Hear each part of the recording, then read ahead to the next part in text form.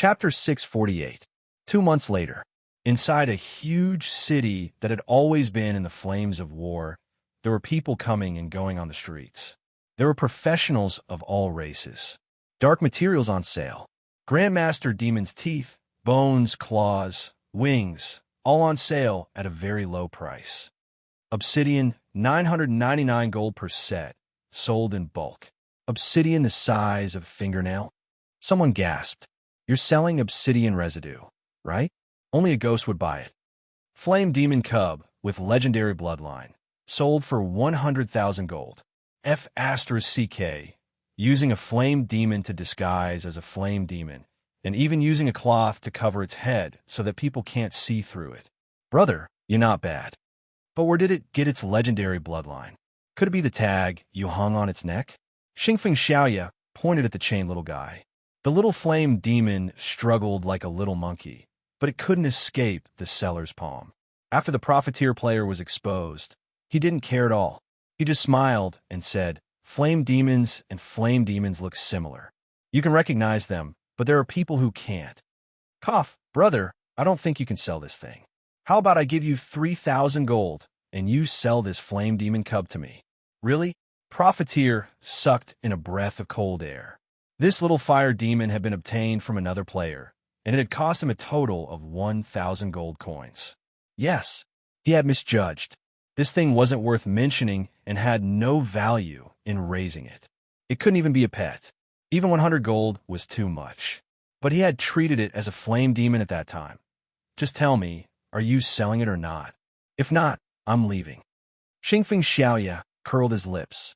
Sell. If I don't sell it after earning 2,000 gold, am I stupid? Okay. Xingfeng Xiaoyi tossed out the gold coin mixed with copper, grabbed the little fire demon, turned around, and ran. Soon after, he disappeared into the crowd. Wife, I bought you a flame demon as a pet. 3 seconds later, Xingfeng Xiaoya's expression changed. What? You just caught a flame demon and sold it as a flame demon to an unscrupulous profiteer? Oh, I'm fine. I was just joking with you. Flame demon. I don't have a flame demon. Xingfeng Xiaoya pulled the chain. F***CK, you profiteer. What the F***CK is this chain? Where's my little fire demon? Return my fire demon. What? The magic chain was taken away by that profiteer again. F***CK. You knew I was tricked, but you just stood there and watched me F***King kill you. William, who was dressed in a black robe, did not dare to make sound. That was because these street vendors were basically not good people. They were basically here to cheat people. But to a certain extent, the goods sold by these vendors were more or less cheaper than those sold by the shops. As a result, there were players who wanted to take advantage of the situation. Naturally, there were players who acted as profiteers and scam people. At this time, someone beside him was holding an invitation and hawking. Black market auction. There are all kinds of domestic demons, even adult succubi. This invitation is a reward for completing the 30th mission. Unfortunately, I don't have the money to participate in the auction. Anyone interested? I'll sell it for 30 gold coins. The invitation was nothing. But when some players heard the words succubi, they were instantly stunned. In addition, this demon destruction city was built by the combined efforts of various forces in the southern region. Therefore, there were definitely some areas where the management was not in place. Gradually, the so-called underground black market was formed. Many prohibited items could be bought there, and to a certain extent, one could evade taxes. Therefore, I Love lowly laughed. Thinking that even if he was cheated, he would not lose out too much, he threw out 30 gold coins and bought an invitation. And the profiteer who sold the invitation immediately disappeared into the crowd. He had dozens of so-called fake invitation cards in his hands. Obviously, he was using the name of succubi to cheat people of their money. But such a lame trick worked time and time again. Every time, there would be silly people coming to buy it. Demon Destruction City. It had only been established for 2 months. But because it was an important city led by the City of Dawn, and more than 10 legendary experts were stationed there for a long time, it naturally attracted many professionals. There were no commoners here. Even the peddlers, bartenders, and street sweepers were professionals. The main purpose of the establishment of the Demon Destruction City was to form a line of defense with the Red Fire King City and the Lion King City. This would prevent the dark creatures from continuing to spread to the east, northwest, and strive to suppress the dark creatures of the Black Volcano within the Golden Plains. As for the southernmost area, of course, the Black Leaf Elves were in charge of defending it. There are many dark creatures in the southern region. They could be found almost everywhere. But the only dark army that posed a real threat to the various forces in the southern region was the Black Volcano on the Golden Plains. William walked around the city and saw many things and people. Subsequently, he disappeared from the streets in one step. In the next second, he appeared outside the city. Alec, a legendary shadow killer, was now the head of the Dawn Intelligence Department. He controlled 200,000 assassins and intelligence personnel in the city of Dawn. William had once warned the three wild gods not to spread their faith, but they were very secretive, with the intention of not revealing themselves. They let the oracles continue to spread their faith. This caused people in the Lion King City, the Red Fire Kingdom, and even some remote places in the City of Dawn to become believers of those gods. Some commoners in small towns even secretly built altars and super small temples for those gods. When Alec saw William, he immediately bowed and said, "Your Highness, those guys are very secretive. But after 2 months of investigation, I still found some clues." As he spoke, Alec handed over a piece of craft paper. William glanced at it. His expression did not change. He narrowed his eyes and looked at Alec. "Is what you said true? Although I don't need any evidence, it will be troublesome if it's fake. I dare not. I personally investigated the god's traces. It's definitely not fake," Alec said in a deep voice. Go and do your work. If you have nothing else to do, go back to the City of Dawn. Don't leave the house 3 times after getting married. If you suddenly have a fat son in 3 years," Alec was about to leave, but he scratched his head and asked, "Your Highness, what do you mean?" His eyes suddenly lit up. "Your Highness, are you saying that I will have a son in 3 years?" "I will have a son. I will have a son. Thank you for your kind words, Your Highness. In these 3 years, I will work hard and continue to work hard. Then, I will go home to see my son." Prince William expressionlessly shrugged his shoulders and watched Alec leave. Alec was a good kid. He was intelligent too, but in some aspects, he was easily stuck in a dead end. William had said it so bluntly, but Alec still did not understand. He was hopeless. William looked at the information in his hands and could not help but raise his eyebrows. The King of the Lion Kingdom is actually an oracle, or rather, he is a believer who has received benefits from the gods.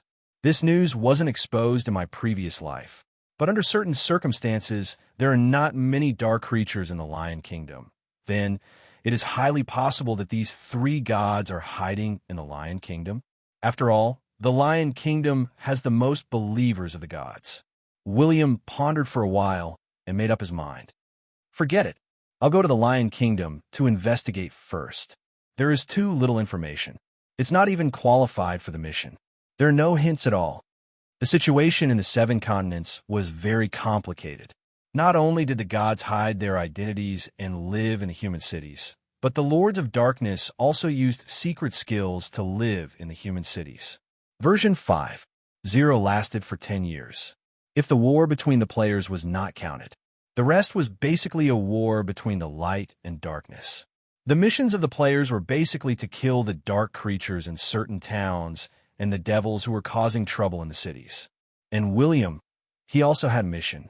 It was to kill all the gods and the Lords of Darkness who were causing trouble in the southern region. But he was very worried about one thing. That was the god of savages. In the mythological era, the god of river, the god of wildfire, and the god of hunting were the lackeys of the god of savages. Especially in the early mythological era, when the intelligent races had not formed a civilization, the god of savages had many believers and was very powerful. But as the intelligent races gradually formed a civilization and changed their beliefs, the progress of the god of savages was very slow. But the god of savages relied on his early foundation to become a Lord God. Even though he was not considered very powerful among the Lord gods, he was far from what William could deal with. William was not afraid that the god of savages would descend with his true body. He was afraid that when William killed the three wild gods, the god of savages would use his god's descent. William might not be able to withstand it. Forget it. I'll deal with it when the time comes. In the next second, William tore the space apart and entered the Thunder region. After flying for tens of seconds, he tore the space apart and arrived in the sky above the Lion Kingdom. Elemental space. Metal, wood, water, fire, earth, wind, thunder, space, time. Any sage who had reached a certain level could enter the elemental space and use it to shorten the distance between the gods' continents. Because these elemental spaces were originally born in the gods' continents, they complemented each other. Of course, in any elemental space, it was possible to meet the sages or gods of the same element. As for whether or not they would start a fight, that would depend on their mood. William was now a sage, and his status was very different from before. He definitely could not swagger into the city. That would definitely disturb the three wild gods and allow them to escape. Therefore, he transformed into the artistic cannon gunner and walked all the way to the city. He did not attract anyone's attention. He even saw the mocking gazes of many players. Because since the disappearance of the artistic cannon gunner in the war, many imposters appeared. Therefore, when people encountered the artistic cannon gunner in the wild, they would first use their skills to test the waters. The real could not be faked, and the fake could not be real. If the real was a fake, they would be able to drop a bunch of equipment. What if they encountered a real one? Sorry, they had never encountered one. So what if they encountered one? Their skills were inferior. As such, this group of so-called fake artistic cannon gunners basically never dared to go out of the city to show off. But when William entered the city, he encountered Chongli Jioga, who he was familiar with. Chongli Jioga had sharp eyes, and he immediately recognized William's equipment. He immediately signaled William to follow him and said, "I know it's you. Do you want to do a mission?" "What mission?" "A believer of the god of wildfire." "Yes." Chapter 649. "Yes, I'll be your boss. I'm not free." William ignored Chongli Jioga. He turned and left. The believers of the god of wildfire, the god of river, and the god of hunting were all missions issued by William himself. The rewards of these missions were very high, and they provided a lot of experience points. The goal was to allow the players to become believers of the gods and find the messengers of the gods. Then, they would slowly search online and report to the City of Dawn. It did not matter if they had to change factions. As long as they completed the mission, they could return to the City of Dawn. But the three wild gods were very cautious. They knew that the chosen ones of the legendary continent were all members of the City of Dawn. They warned their believers and messengers not to reveal their identities to the chosen ones. In other words, the wild gods would rather lose the belief of the chosen ones than to let William discover them. They were not afraid of William. After all, they were gods. Many of the gods did not have many beliefs. After removing their belief, they might even train for a period of time.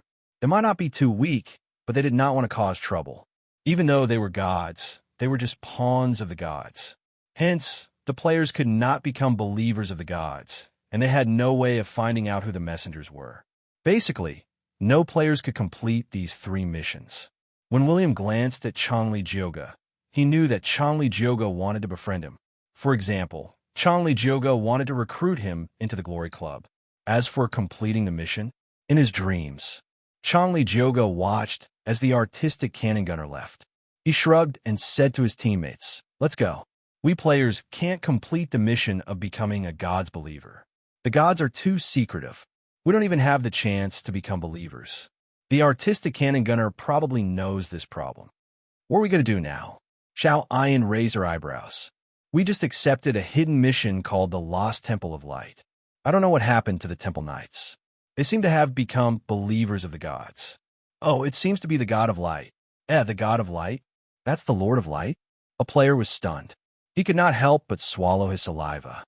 "We'll know when we get there." Chongli Jioga and his companions walked out of the Lion King city and headed to the small city where the mission target was. It could not be helped. Dark creatures were everywhere. As long as there wasn't a teleportation hall, one would encounter dark creatures wherever one went. There were even many on the official roads. Now, even farming for the commoners had become a problem, and the army was even needed to guard the fields. Basically, there were dark incidents happening everywhere. As a result, there were too many quests on the Dawn announcement board. There were all sorts of quests ranging from C rank to SS rank, and even millions of players could not accept them. After William found an empty spot, his body suddenly distorted, and he instantly transformed into a sage sparrow. However, his aura was very weak, no different from an ordinary bird. He flapped his wings and quickly flew into the Lion King's palace. William believed that since he was a sage, he could sneak in without being discovered by a legendary professional. But what he was most afraid of was the 3 wild gods that he could not find. They might be hiding in the Lion King's palace. If that was the case, it would be very difficult for him to catch them after alerting them. But he was afraid that the 3 gods were hiding in the Lion King's palace. If that was the case, it would be difficult to capture them. Even if His Highness was determined to be strong, he would still need some evidence if he wanted to act against the Lion Kingdom. Otherwise, the Sunset Empire, which was on good terms with the Lion Kingdom, would definitely be dissatisfied with him and think that he was acting as he pleased in the southern region. William thought that he was strong enough. But as a neutral force, there was no need to cross the bottom line of the human empires. He just had to find evidence that the Lion King was a god believer. He would be able to take advantage of the righteous general trend and send troops to the Lion Kingdom. Then, he would frame and turn all the nobles and members of the royal family into believers of God. Perhaps they were God believers, so there was no need to frame the nobles. But a kingdom without nobles and royal members would descend into chaos. The City of Dawn could take advantage of the situation to annex the kingdom. Then, even if the human empires were angry, they would be powerless against the City of Dawn. Intelligent beings are too selfish. The gods have descended, and I'm still playing such tricks. William laughed at himself. Everyone in the gods' world was seeking benefits for themselves during this period of chaos. The sages were no exception. William was no exception. In the following days, he transformed into a little sparrow and watched the Lion King's daily life. More than 10 days had passed, and his peeping skills had reached the peak. He discovered that the old Lion King liked 3 things. He liked to wear red underwear and look in the mirror. He would touch his unresponsive little brother whenever he had time. He was annoyed when he saw beautiful women. He had never slept with a woman. Conclusion: he was impotent. These 3 characteristics did not prove that he was a God believer, but they were one of the reasons why he had become a God believer. Because William also discovered another problem. Every time before he fell asleep, he would lie on the bed and start to recite something in his mind. At the same time, divine light appeared from the void and fused into his body, making his body stronger and extending his lifespan. Even his little brother became lively and active. It was obvious. The old Grandmaster King's lifespan and other aspects were failing. This was the problem of his belief in God. William did not follow the divine light to find the source. He did not ask Moses to divine it. It was because this kind of malicious divination would make the Lion King feel it and immediately escape. In particular, that divine light also proved one point. Although the Lion King's belief was pure, it was not enough for the gods to use their divine power to extend his lifespan. If the gods provided him with some divine power, he would become stronger. But now his lifespan had increased. It was obvious that he had a close relationship with the gods. Here's my chance. William suddenly had an idea. He had waited for more than half a month. Finally, he discovered that the Lion King had become excited that night. As time passed, when it was 10 past midnight, the old king mysteriously walked into the basement. He chanted an incantation from the mythological era and opened up a teleportation door. Meanwhile, William also entered the secret chamber. He transformed into a small ant and hid under the king's neck. They crossed the teleportation door. They arrived at an underground palace. And this was the tomb that the Lion King had built for himself. Fortunately, the gods did not care about these things. They did not feel much about death.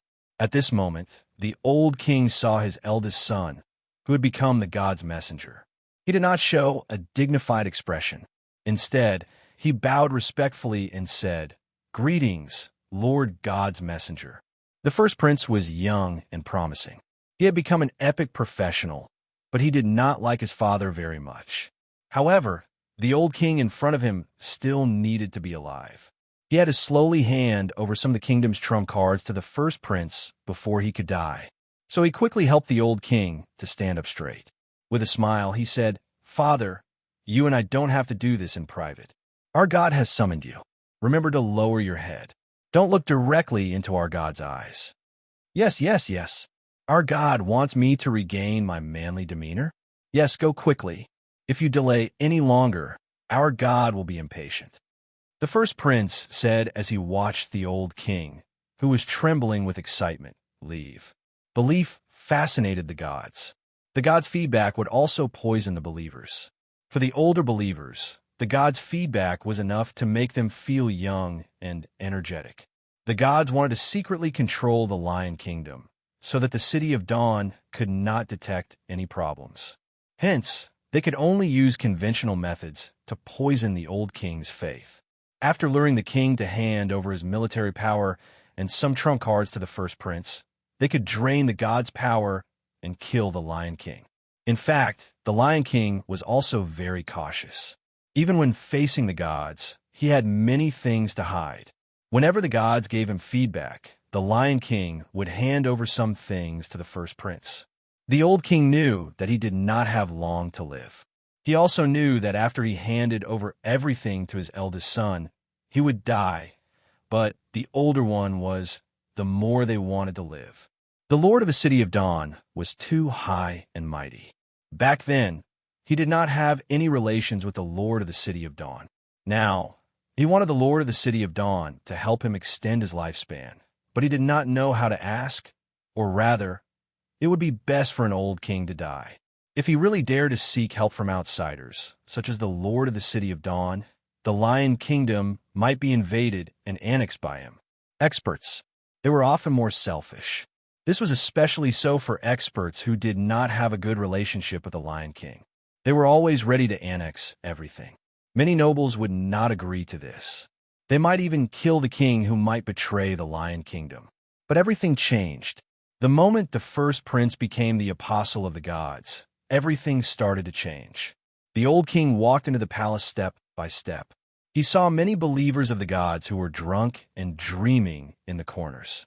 Those people, they were all the nobles of the Lion Kingdom, big and small. And there was no exception. They were a group of old people who did not have a high status. There were 4 legendary professionals in the Lion Kingdom. They were not here, and the first prince did not dare to tempt them. In fact, many epic professionals were not believers of the gods. But when 50% of the nobles of a kingdom became believers of the gods, the kingdom was basically finished. Very soon, the old king saw the 3 high and mighty gods. He immediately knelt on both knees and prayed for the blessings from the gods. Yes, all of them were here, but the 3 gods did not give their blessings. Instead, the god of wildfire said, "Welcome, Lord of the City of Dawn. Why are you hiding?" The old king did not dare to raise his head. He trembled as he knelt on the ground. William's figure turned illusory, and he revealed his true form. He looked at the 3 gods and said softly, "I just discovered that I used magic to engrave the appearances of those nobles. Why haven't you left? Are you confident that you can kill me?" "No." The 3 of them shook their heads at the same time. "But I have." The god of wildfire's body emitted divine light. He stretched out his hand, and the space started to crack. The god of wilderness, God's descent, he made his move. He showed no mercy, no matter who was behind William, even if it was Roger's luck or the goddess of life. Why did he vow to kill William? Of course, the will of the Lord gods could not be disobeyed. William had dared to humiliate the gods under him in the southern region and suppress the gods of the wilderness gods. He cannot be a god in the divine realm. If he did not attack, he would not be considered a Lord God. He was also the representative of the lords. They wanted the sages to understand. If the Lord wanted to kill you, you had to die. You had to die. Chapter 650. William pursued the wildfire god relentlessly, preventing him from spreading his faith in the southern region. The wildfire god was infuriated by William's actions of forcing the god to his death. He attacked. A huge golden-red fist shadow hammered out. The golden palace, which was made of metal, disintegrated and turned into a scorching metal storm that wreaked havoc in the underground space. The so-called nobles and oracles in the palace were turned into minced meat. William took a deep breath and used synchronized God's descent. His body shone with lightning. He took a step forward and met the attack with his fists. Boom! The entire Lion Kingdom started to tremble. It was as if there was a magnitude 8 earthquake. Houses collapsed, trees were broken, and spiderweb-like cracks appeared on the northern city wall. The civilians and professionals in the city began to shout and scream. It was unknown how many unlucky people had died here.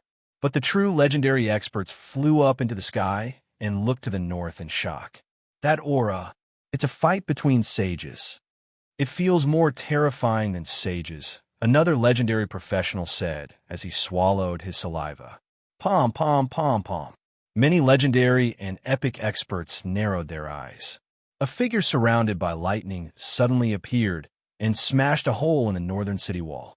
Then, with an unstoppable force, it turned houses, streets, and even the unlucky pedestrians into meat paste. Finally, it penetrated the southern city wall and flew for 70 to 80,000 meters before it slowly came to a stop, leaving a deep ravine on the ground. William was covered in blood. His upper body was a bloody mess. It was hard to tell that he was a human. Fortunately, his recovery ability was strong enough. In a few breaths, he had recovered to his peak condition.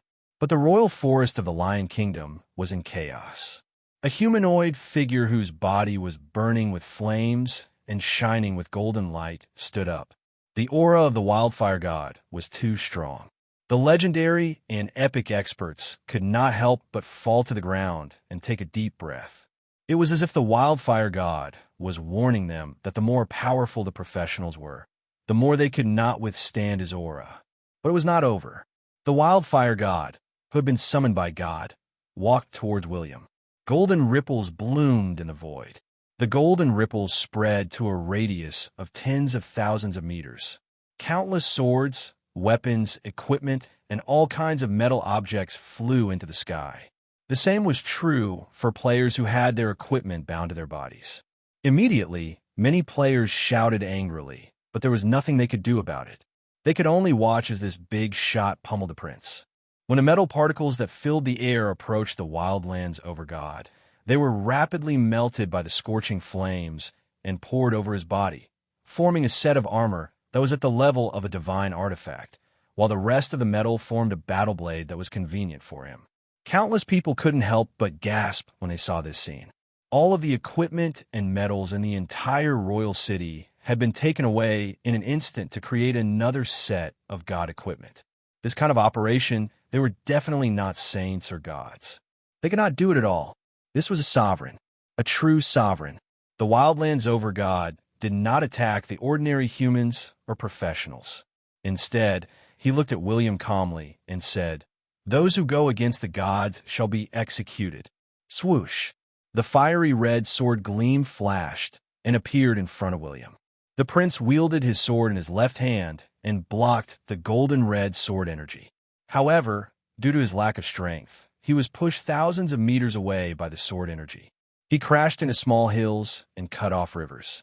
But while he was moving, the heaven-suppressing blade in his right hand suddenly slashed downwards. Crack! The wildlands over God appeared in the void. He was slashed in the shoulder, and blood splattered everywhere. But the wildlands over God did not care. The muscles on his left arm bulged, and he tore through space and punched William's chest. Bang! The sound barrier was deafening, and the shock waves spread in all directions. William's flesh exploded, but he had the skeleton of a Lord God, so his chest did not collapse. However, the flesh on the surface was instantly crushed by the golden red energy. His heart also burst out with streams of blood. His health points dropped by 30%. If not for his invincible golden body that could absorb 50% of the true damage, he would have lost 50% of his health points. But at this moment, unparalleled, true thunder divine body, a formless power of rules surged into his body, allowing him to experience the perfect elemental body of a supreme sage expert. At this moment, William's body was retreating. Tom suddenly slowed down. His entire body had turned into lightning, and there was no longer any flesh or blood. Or rather, his bones, flesh, organs, and hair were all made up of lightning. And the key to a perfect elemental body was it could completely change one's brain, and one would no longer be bound by the physical body and enjoy the elemental changes. When William's thought process was faster than the thunder, everything in front of him naturally became slower in his eyes, especially when he could control stronger thunder rules. The Wildlands over God was retracting his fist when he seemed to have sensed something. He narrowed his eyes and sneered. His speed also increased, and he transformed into a golden red ray of light that dashed forward. He swept his blade horizontally, intending to cut William in half. But William retracted his divine longsword that was about to shatter. His left hand covered the golden red battle blade. Ignoring his left hand that had turned into golden bones, he slashed the heaven-suppressing blade at the Wildlands over God's head again. But at this moment, the air suddenly froze. The Wildlands over God let out a deafening roar, and the deafening sound waves rolled out. The mountains, forests, rivers, and some dark creatures behind William were instantly reduced to ashes. Everything within a radius of tens of thousands of meters disappeared at this moment. The ground sank by tens of meters, as if it had been smashed by a meteorite. William's blade was also forcefully repelled by the airwaves. Then, both of them kicked out at the same time. Bang, bang. The two figures flew backward, distancing themselves from each other. But at this moment, although William's lightning physical body flew out, the shining golden saint soul took over the heaven-suppressing blade and slashed at the Wildlands over God's head. Crack! The divine helmet cracked, and the Wildlands over God's head buzzed from a strike. His body fell to the ground involuntarily. Slash, slash, slash. One slash after another. The Wildlands over God's skull was smashed, and his brain juices spilled out. Scram! The Wildlands over God slashed at the Saint Soul. Swoosh! The Saint Soul turned from a physical body to an incorporeal form and returned to William's body, unharmed. But just as William was feeling smug, the Wildlands over God reached out and clenched his fist. Buzz, buzz, buzz. The moment he attacked William, countless metal powders were left in his body. At this moment, all of them rammed around William's body, as if they were going to tear William's body apart. But in the blink of an eye, the surface of William's body rumbled, and countless lightning bolts struck down from the void above his head, melting the metal powders and turning them into elemental magic. This was the true power of the Lord God. They could use the smallest elements to cause unimaginable damage to their enemies. If one did not have the same elemental body, they would only die when faced with the Lord God's means. Seeing that William could resolve this problem, the Wildlands over God was not too bothered. He just sneered. Let's see how long you can last in this state. William did not reply. There were 19 minutes left.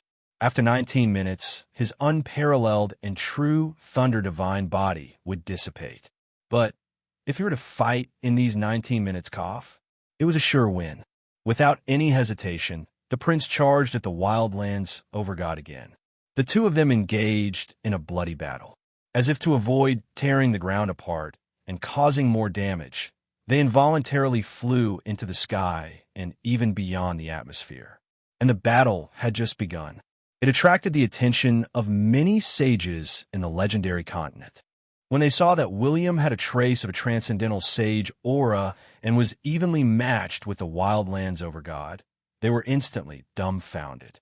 Gosh, no wonder he had been so arrogant. He actually had a trace of the combat power of a Lord God. Look, look! As a ranger, the Lord of the City of Dawn was very resistant to beatings. Even the Lord God could not kill him. Would the other sages have to beat him up for a year before they could kill him? But were you really afraid of destroying the gods' continent, so you ran to outer space? You could have gone to the sage space. What did the Lord of the City of Dawn mean by not going there? Who was watching this scene? Come to think of it, that Wildlands over god was interesting. Why did he cooperate with him? Why did he not pull him into the sage space? But no matter what, everyone was not optimistic about William's state, because this kind of secret technique that could temporarily give him a transcendental sage body would not last long, especially when they saw it. When William faced the Wildlands over god, even if he could retaliate, he could only injure the Wildlands over god a few times by using his Holy Spirit and soul magic. But in the following battle, what could he do after his condition deteriorated? At this moment, the players were in an uproar on the forum. They were discussing whether William could survive this battle. In the City of Dawn, Moses squinted his eyes and looked at the void. His body flickered with spatial fluctuations. He was thinking about when to pull William away. As for the Supreme Pontiff of Light, he was looking at the void calmly and gesturing with his fingers. No one knew what he was doing. He was mumbling to himself. He seemed to be saying, "The Lord God is only this good. I can fight against 100 of the Wildlands over God. Oh, God's descent, but I can also use Sage's descent. I can defeat 10 of them. I wonder when this rascal will ask for help. I can save him." It was a pity. After William and the Wildlands over God fought in the starry sky, no one realized that their battle had started to go out of shape. How should they put it? It was just a facade. It seemed powerful, but it was not fatal. The prince sent a telepathic message. "Gonlin, are you stupid? Do you really want to kill me? Gosh, there are people in the gods' world watching. So many sages in the gods' continent are watching. Will they believe me if I don't use my full strength? Anyway, just go easy on me. Let me crush the space scroll and escape. Then I can show off. I know, if you hadn't helped me, I wouldn't have become a Lord God. My little sweetie, don't worry. You." The Wildlands over god looked at William. William frowned. He could trust Odin. He and Odin were both lords of the miscellaneous gods faction. They had worked together many times in the past. But if William didn't use his full strength, Odin would have beaten him to death. Could it be? How could a silly fool like William comprehend the secrets of the best actor during his countless years of isolation? Chapter 651. Both of them fought until the universe shattered and the sky collapsed. Ahem. It was too much. William had fought with the wilderness god for 3 minutes before he could not take it anymore. So, he went out of the atmosphere and asked the wilderness god to go easy on him. It had to be said, William had really asked the wilderness god to go easy on him. Even though the wilderness god was one of the weaker gods, William could not take it. There was a qualitative difference between them. Even if William had the perfect elemental body, it would not be of much use. At most, he would have the combat power of Ursula and Sundeath. Unless Odin could reach the peak of the gods, and his true body could become a high-level sage or a peak sage. If he could fuse with his true body, he might have a qualitative change and be able to compete with the god's descent state. Oh, perhaps he could become even stronger. If there was any special characteristic of him, he had the perfect elemental body, which allowed him to disguise the aura of a supreme sage. It was very intimidating. But no matter what, the difference between a sage and a supreme sage was that huge. The Pope of Light had already demonstrated this. For example, he wanted to defeat all the sages. In particular, the rune mages, Sundeath, Qualls, and other top sages did not dare to offend the Pope of Light. This was enough to prove the difference between them. The other sages did not have any doubts. But William's plan for several months was finally revealed. He had challenged the wilderness god in the southern region. Everyone thought that he was an idiot who was practically courting death. But when he fought a bloody battle with the Wildlands over god for 20 minutes and ended up on par with the latter, and finally escaped with his life, it was enough to make many saints and deities look at him in a different light. The supreme sages and the wilderness god might be able to see the problem. But in the entire god's continent, only the Pope of Light was a supreme sage. Even if he could see that the wilderness god was going easy on William, he would not say it. The other gods were in the divine territory and the divine world. They could not do anything about it. This was especially so after the Wildlands Overgod discovered that William had escaped. He also dispelled his god's descent and ordered the three gods under him to leave the southern region as well. They no longer continued to spread their faith in the southern region. Instead, they ran to other places. This meant that the wilderness god recognized William's combat power and had to give him face. And this situation had led to a situation. All the saints and lords of darkness in the entire God's continent were fearful of William. They had never expected him to be so terrifying. The 7 saints of the Demon Hunter Union couldn't help but discuss amongst themselves. The guild leader, Vesemir, stroked the thighs of the Lord of Darkness with his right hand and stroked his chin with his left hand. Even the main gods have to give him face. It seems that William's supreme aura is not fake. Could it be that William's battle prowess has really reached a level that we can only look up to? Jarreg sucked in a breath of cold air. Vesemir narrowed his eyes. It's highly possible that he's just that strong. The other possibility is that the Wildlands Overgod is just putting on a show. But would you believe it if I told you? The Demon Hunter Sage shook his head, and the other Demon Hunter Sages shook their heads as well, indicating that they did not believe that William had the ability to make a Lord God act with him. They were all saints and lords of darkness, so they naturally understood the difference between saints and transcending saints. Seeing them like this might be the way for darkness and light to coexist. Sunset Empire. Dee watched the scene on the water mirror over and over again. Finally, he couldn't help but ask, I'm not a saint, but you said that the Wildlands Overgod and the Lord of the City of Dawn released a supreme aura at the same time. Does that mean that they also released a supreme battle prowess in this battle? Grim Reaper Carl looked up at the sky, not knowing what to say. He was extremely suspicious that William was just putting on show. El Yunza had a blank look on his face, unable to interject at all. The other saints of the Sunset Empire also had solemn expressions, not knowing what to say. In the end, it was the Sun Parish sect patriarch who said in a low voice, I didn't observe closely, but the aura can't be faked. That kind of frightening aura is like the aura of the Radiant Pope who has just stepped into the transcending saint realm. But I went to investigate later, and in terms of destructive power, the Lord of the City of Dawn and the Wildlands Overgod both released a supreme battle prowess. Your Highness, we should change our attitude towards the City of Dawn. Diyu frowned and nodded. He was not unwilling to be on good terms with the City of Dawn. There was no deep hatred between them, and the misfortune artifact did not cut off his holy road. He had even compensated him with a heaven-suppressing blade.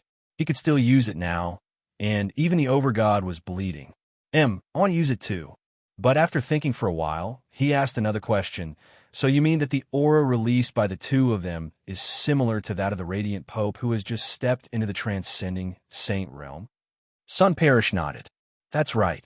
Perhaps the Wildlands Overgod's aura can't be too strong because of the godly descent state, and the Lord of the City of Dawn's upper limit is about the same. But what is certain is that the Radiant Pope is becoming stronger at an unimaginable speed. At this moment, another high-level saint of the Sunset Empire spoke up.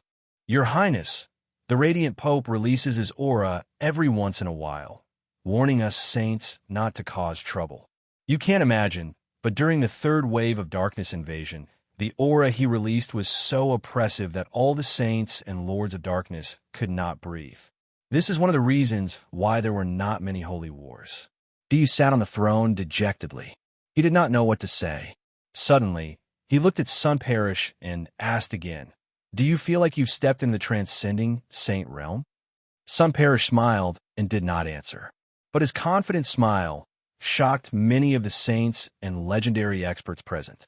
As expected, the Sunset Sage Temple, which was established earlier than the Sunset Empire, was indeed impressive. Now, it had the confidence to step into the transcending saint realm. The only worry was whether he could step into the transcending saint realm before the Overgod arrived. In the War God Empire, the War God Emperor was nearing the end of his lifespan. He was listening from behind the curtains. The legendary Caesar was sitting on the throne. As he listened to the narration of the saints, he could not help but feel emotional.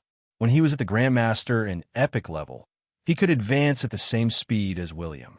But now, the gap between them had widened, and William had become unreachable. He had a myriad of thoughts in his mind. He did not know how he should face William. Friend? Brother? Emperor? The unparalleled battle sage also participated in this meeting.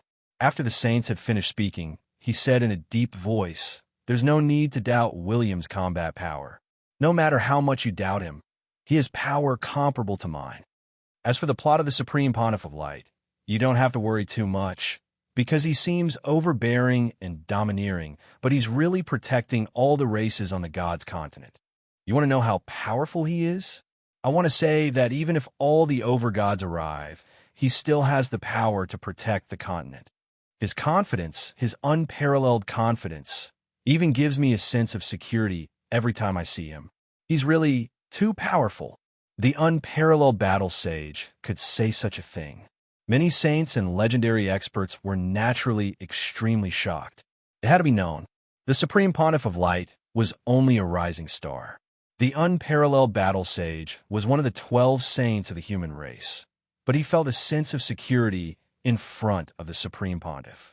This was a little shocking, but no matter what, even after the Supreme Pontiff of Light became a transcending saint, he still grew and improved at an unbelievable speed. Other than that, the Frost Empire and the other sages of the other continents held a sage conference for the battle between William and the barbarian overgod. It did not matter if they had any doubts or how much they did not believe it. But in the absence of evidence, no one dared to provoke the current City of Dawn.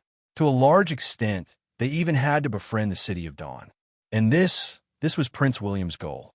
He wanted to use the power of the overgods to pave a broad path for the City of Dawn. He wanted the City of Dawn to become a unique power in the God's continent. When he cooperated with most of the sages, the development of the City of Dawn would be unbelievably fast. William could also take the opportunity to reap more benefits so that he could reach the transcending saint realm faster.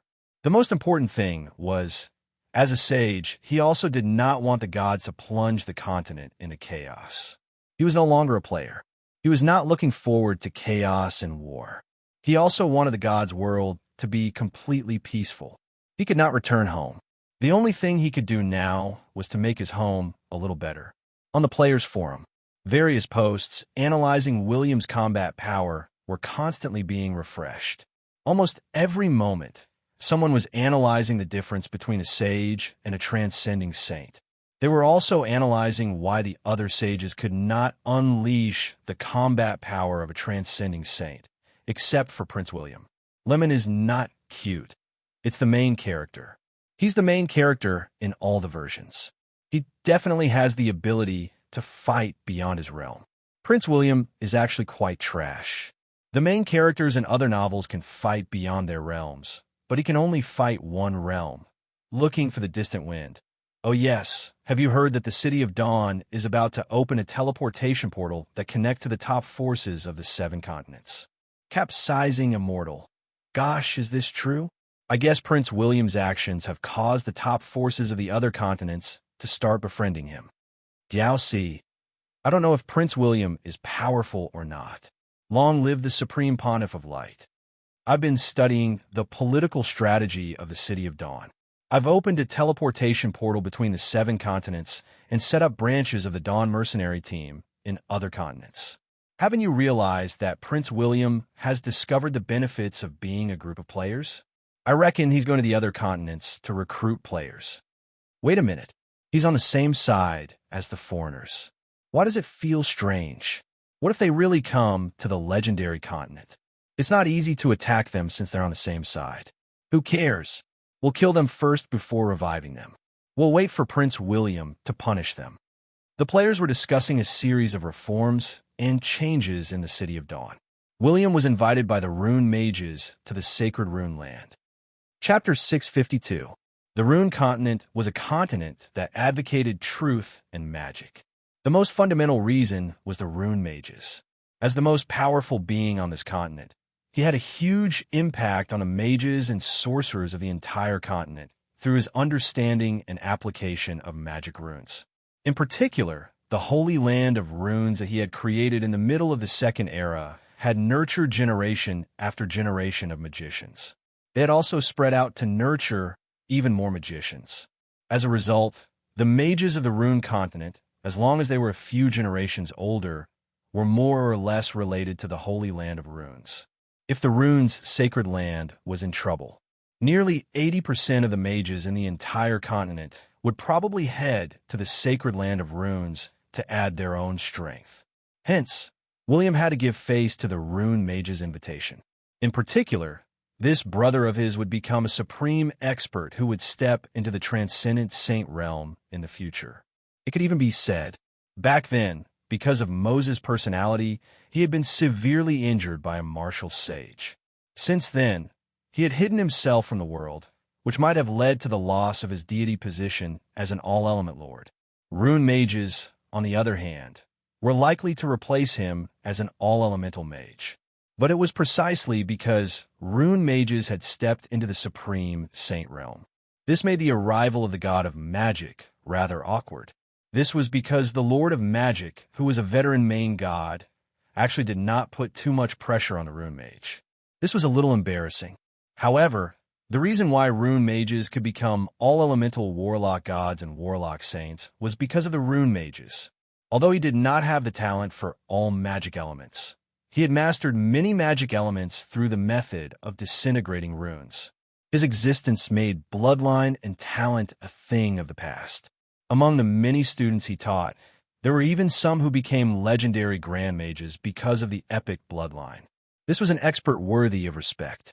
Because of this, the magic academies of the Rune continent had to research the composition, composition, and other factors of magic runes from the moment one became a primary magician.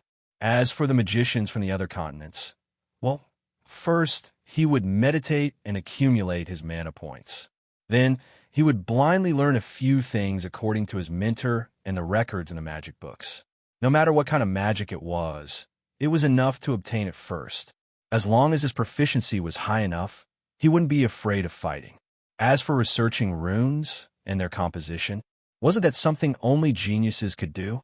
Wasn't this something only great magicians and magisters would study? For example, the most common fireball spell. Mages from other continents only needed to learn the incantation to activate the magic between their body and heaven and earth, and then release the fireball spell. However, the mages of the Runic continent had to break down the fireball spell into its various steps and understand the characteristics of its composition from the roots. They had to know whether the runes could be swapped, whether it was possible to increase or decrease the magic power of a rune, and whether it would cause some changes to the fireball spell. Obviously, it was through such a method. This made the mages of the Rune continent famous in the entire God's continent. Self-created magic. It was the foundation for a magician's apprentice to graduate from a magic academy. In his previous life, the players had a saying. There were two types of magicians in the world of gods. One was a Rune magician. The other kind were mages from other continents because their magic was not magical, but scientific. This also led to the development trajectory of the Formation continent being very different from the other continents. The mages of the City of Dawn had created many advanced technologies based on the blueprints provided by the players. They were all lethal weapons. However, the Rune continent had used magic to fundamentally change the development direction of the entire continent. Moreover, because of the blueprints contributed by the Americans and Canadians, the Rune continent had changed its direction. They had even invented steam engines.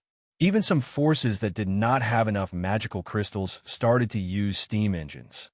The Rune Holy Land had even planned to build a railway to speed up the movement of the various forces and reduce the consumption of magical crystals for using the teleportation spell formation. However, just as they were about to build the railway, the appearance of the dark current stopped them.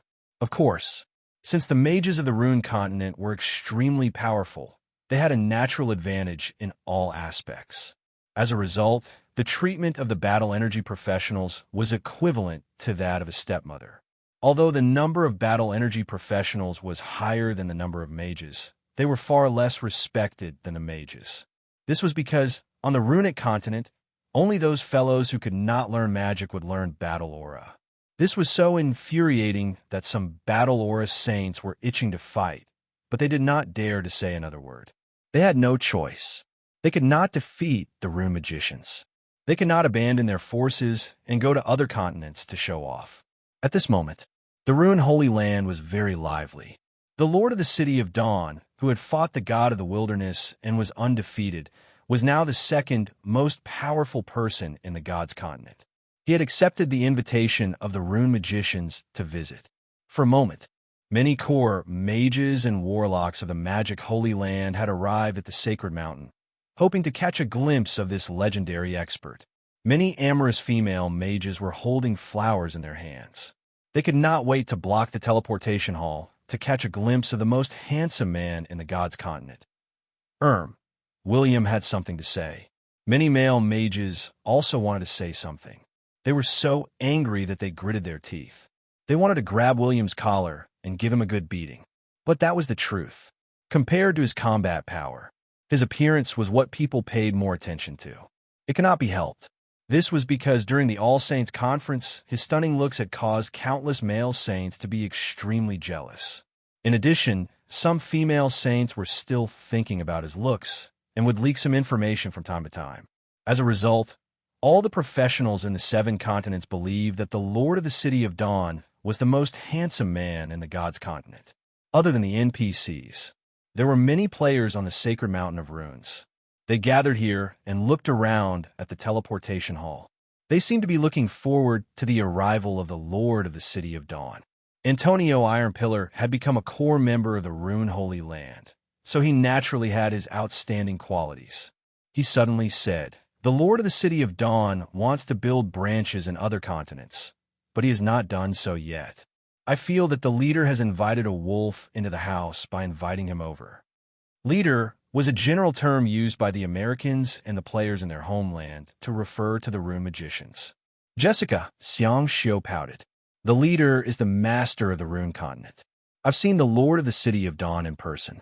I don't think he is that handsome or that strong. Let's take a look."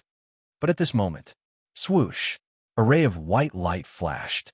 His Royal Highness, who was wearing a brown suit, slowly walked out with a smile on his face. At that moment, countless scientists widened their eyes. Many female mages were so excited that they could not close their legs. Some even rushed forward with fresh flowers and hurriedly threw out the fresh flowers with their contact details. Then they left shyly. Jessica Xiangxiu and other female players gaped in surprise. They could not help but exclaim, "He's too handsome, too handsome. I only want to sleep with such a man once. No, no, no, no. I want to sleep with him 3 times, 10 times. Oh my God, let me be with him." For a moment, screams could be heard everywhere. Countless female mages surrounded William. The male mages cried when they saw this. The male players were silent. Such good looks. Damn, why didn't he give them 100th share? Of course, some male players and mages were also a little excited. They were even more excited than the female players. Cough, cough, cough. Everyone, please make way. He is a guest. Are you making a joke out of the Rune Holy Land? A female legendary great enchanter used mental energy magic and woke up many ladies. They reluctantly retreated. She walked over with a smile and grabbed William's slender hand. She did not let go. It seemed like she was introducing him to some of the scenery and history of the Rune Holy Land, but in fact, she was teasing him. Was William the kind of man who did not have self-respect? He was not. He smiled apologetically and gently retracted his hand. He handed over his scroll and said, "Hello, please add me your contact details." Obviously, in the eyes of outsiders, William was tactfully rejecting a woman's pursuit. "Oh my God, he's too handsome and gentle. Look, this is a good man. He's so handsome and gentlemanly. Oh no, I'm falling for him." But in the eyes of the female great enchanter, it was more like a message from her male god to mate with her. In fact, there was also a warlock sage who came to receive William. But he was a male. He showed an awkward but polite expression to William. Then, he He strolled behind William without saying much. But the prince could still feel the strong jealousy from that almost undetectable gaze. As for the spirit grand magus just now, her name was Emily. She was still happily introducing, "Look over there, that's the sacred rune stone. This is a treasure refined by the sacred lord of runes 1,000 years ago. All the mages in the rune holy land can touch it when they advance to the epic or legendary level. There's a high chance that they can comprehend a new type of magic or some long-lost magic." William's eyes flashed as he nodded. "It's a good item. Is it difficult for the rune mages to make this?" Emily did not think much when she heard William's reply. She said, "It shouldn't be difficult for the sacred lord. And this is the sacred rune tablet. It records the names of all the sages in the rune holy land and their historical events." William glanced at the tablet. There were 13 people. TSK. There were so many of them. This was equivalent to the number of sages in the 2 human empires of the rune continent. But what was more annoying was that the mages and sages of the 2 human empires were more or less related to the rune holy land. Half an hour later, William was led around the famous scenic spots of the rune holy land by the warlock sage. Subsequently, he finally saw the bald rune mage. The latter smiled and extended his hand to invite William to take a seat. William glanced at the bald rune mage and could not help but mutter, "Look, if you use your brain too much, you'll become bald sooner or later. That's why I never study battle energy and magic. What's the use of being strong? Can I eat it? It's obvious that you can't. But I can be handsome. I can eat all over the gods' continent with my looks." Chapter 653. When the rune mage saw William, he said politely, "Lord of the City of Dawn, you have come from afar. What are your thoughts on the rune sanctuary?" William fell into deep thought. With a serious expression, he said, "Good. Huh?" The rune mage was taken aback. He had thought that William would say a few more words since he had so many expressions on his face. Of course, he had not interacted much with William, so he did not know him well. Or rather, the Lord of the City of Dawn was one of the top experts in the continent. For him to be able to compete with the Wildlands over God, it was clear that he was a man who did not like to smile. But since the rune mage had invited William as a guest, he had a motive. He thought for a while and said half-jokingly, "I heard that the chosen ones of the rune continent and the legendary continent often had conflicts and wars. What are your thoughts on this? They're just the chosen ones. Even if they fight for another 10 years, not only will they not cause too much damage, but they can also promote the economic development of the continents." The rune mage's eyes lit up. William was indeed the Lord of the City of Dawn, who controlled 80% of the chosen ones of the legendary continent. His simple words were the finishing touch. He had directly said that the civil war between the players would not affect the local powers. Of course, the players were not too powerful and would not cause large-scale destruction to the NPC powers. So no matter how many of them died in the civil war, they had to buy new equipment and continue fighting. Meanwhile, the pressure of the darkness invasion suddenly arrived. The hatred of the chosen ones towards the dark creatures was far beyond their imagination. This made the chosen ones their superweapons. Next, the rune mage raised many questions about the chosen ones. William's answers enlightened the rune mage. He even learned some methods to control the chosen ones. Of course, the prince had mentioned the old methods, but he was not going to use them anymore. But the rune mage still felt apologetic. He immediately said, "Actually, I invited you here mainly to discuss the contribution of the blueprints by the chosen ones." "Oh, what do you mean?" William's eyes lit up. Did someone finally suspect where the chosen ones got the blueprints from? "I suspect." The rune mage suddenly narrowed his eyes. "The chosen ones are not from this world." The prince nodded with a profound look. He was about to say something. The rune mage continued, "As for the origin of the chosen one, I have 2 viewpoints. First, they were a race that had already died out before the mythological era. Now, through some means, they have reincarnated in the Styx River and obtained the ability to be immortal. They want to compete with the gods and us for the position of the master of the 4 eras." William was speechless. He had thought that the hole in his brain would be bigger, but this was it? Of course. It was unrealistic for a rune mage to suddenly refer to them as players. It was too far beyond the limitations of this era. Moreover, no one knew how long the gods' continent had existed. Although everyone had lived for many years, according to the limited historical records, the gods were the first creatures to appear. But what did the gods' continent have before the mythological era? No one could say for sure, not even the gods themselves. This was because before the birth of the gods, there were already many magical beasts and ferocious beasts without intelligence in the gods' continent. However, the gods were powerful enough to be born at the legendary or god rank. They were not afraid at all and did not feel fear at all.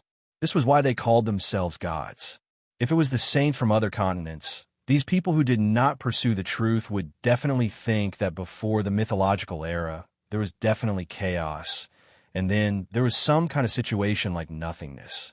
But when faced with a scientist like the rune mage, who had to find a certain pattern in everything, he would rather plan for things that he could not explain as a domain that he had not explored than to let it become a theology. Then, the rune mage began to automatically fill in the blanks. He even said some of his viewpoints about the gods' continent. For example, the gods' continent had existed for countless years. This continent had experienced one great epic after another, but every once in a while, it would experience a great calamity. This apocalyptic calamity would destroy all races and all living beings in a single day. Even if they jumped out of the river of time, as long as they were not too far away from the gods' continent, they would not be able to escape. But after the calamity, there would be new life. Then, new intelligent races would be born in the gods' continent. The gods, elves, humans, and so on were the new races after the calamity. As for the chosen ones, they might be the living creatures that had perished in the previous calamity. Otherwise, it was hard to imagine how they could have the essence of civilization blueprints. Actually, the Lord of the City of Dawn has paid attention to the chosen ones. They have the ability of immortality and are born to be unrestrained.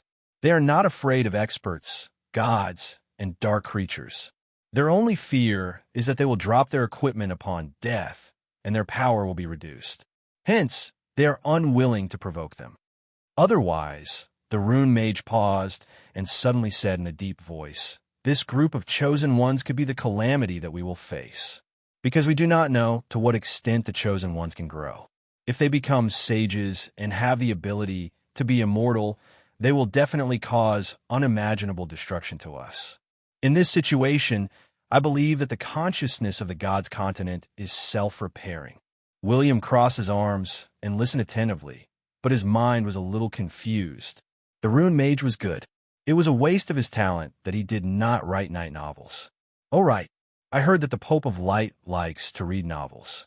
Why don't I tell this guy to lock you up in a small black room to write your novels? How about 100,000 words a day? You're a peak sage. You think fast and write fast. The Pope of Light can suppress you. If you dare not write, he will whip you with a small leather whip. He can even humiliate you and make you dress up as a girl. When that time comes, I can also take some time to read it. After all, the night novels of this era were too common. There were no highlights at all. He was so angry that he wanted to write one himself. The rune mage did not know what he was thinking, but he continued to say, "Actually, since the mythological era to the fourth era, the entire gods' continent has become very dilapidated. Many resources have disappeared, and many living creatures have gradually become extinct. I believe that the gods' continent has a self-protection mechanism. When we cause unimaginable damage to the gods' continent will give birth to a type of chosen ones that we can't fight against. They will then carry out a plan to eliminate us, so that the gods' continent can rest and recover." Prince William stared blankly at the rune mage. "It was right to call you a great scientist. If I had not transmigrated, I would not have believed you." However, William really regretted not having met him earlier. He picked out a few parts of the hypothesis of Gaia consciousness from his previous life and complimented him. As expected, the rune mage also showed an expression of familiarity at first sight and discussed with William excitedly. From noon to night, the two of them chatted a lot. They talked about the chosen ones, the gods' continent, and the views of the gods. Both of them expressed their own views, or perhaps they had similar views. In short, after a round of chatting, the affinity between the two of them increased rapidly. If they were not of the same gender, they might have reached the stage of discussing marriage. But even so, both of them had a good impression of more than 700 points. This was the first time William did not use his appearance. Instead, he used his words to increase the affinity. The sense of accomplishment was great, and it made him very happy. But at this moment, the Rune Mage finally revealed the purpose of his invitation. Regardless of whether the chosen ones are the cleaners of Gaia or the remnants of the previous era, as the top experts of this era, we have to work hard for the world we live in and the millions of creatures. Actually, there are many such existences among the gods. For example, the reincarnations of the gods, such as your parents. They are exploring the mysteries of the fantasy continent and trying to find the hidden secrets of the gods' world. They don't want the calamity of the fourth era to arrive too early. But some people are too one-sided. For example, the angel of the Seraphin, Michael. As the strongest expert of his race, he only wants the Seraphin to become the masters of the era. For example, some human emperors, elfin kings, and so on. And what I want is for the gods' world to be at peace. Now that I have met you and understood the policies of the City of Dawn, I know that you seem to have established a mercenary force. But in your own way, you have created a peaceful and beautiful territory. I want to say, let's cooperate. Increase the trade between the Rune Sanctuary and the City of Dawn. Make full use of the blueprints contributed by the Chosen Ones to benefit the world. Do your best to defeat the dark world that might destroy the gods' continent, the ambitious gods, and the chosen ones who will change in the future. William gulped. He looked at the Rune Mage in front of him. He wanted to say that the Rune Mage seemed to have misunderstood something. I'm not as good as you think I am. But there was no problem in cooperating. I can't ask for more. So he nodded decisively and discussed a series of trade and cooperation policies with the Rune Mage. He also vigorously promoted the trade between the professionals of the two continents. The distance between the continents was very close. With the addition of the teleportation portals, the two continents could send exchange teams to make up for each other's weaknesses. But in the end, the Rune Mage said, "Are you interested in making a trip to the impassable continent?" William's expression changed slightly. In his previous life, he had been to the impassable continent once. Because at that time, the barrier of the impassable continent was not restricted to non-sages. Some weak points could even allow legendary professionals to enter. But at that time, the weak points were controlled by the NPC forces, and the tickets were very expensive. Most of the players could not enter.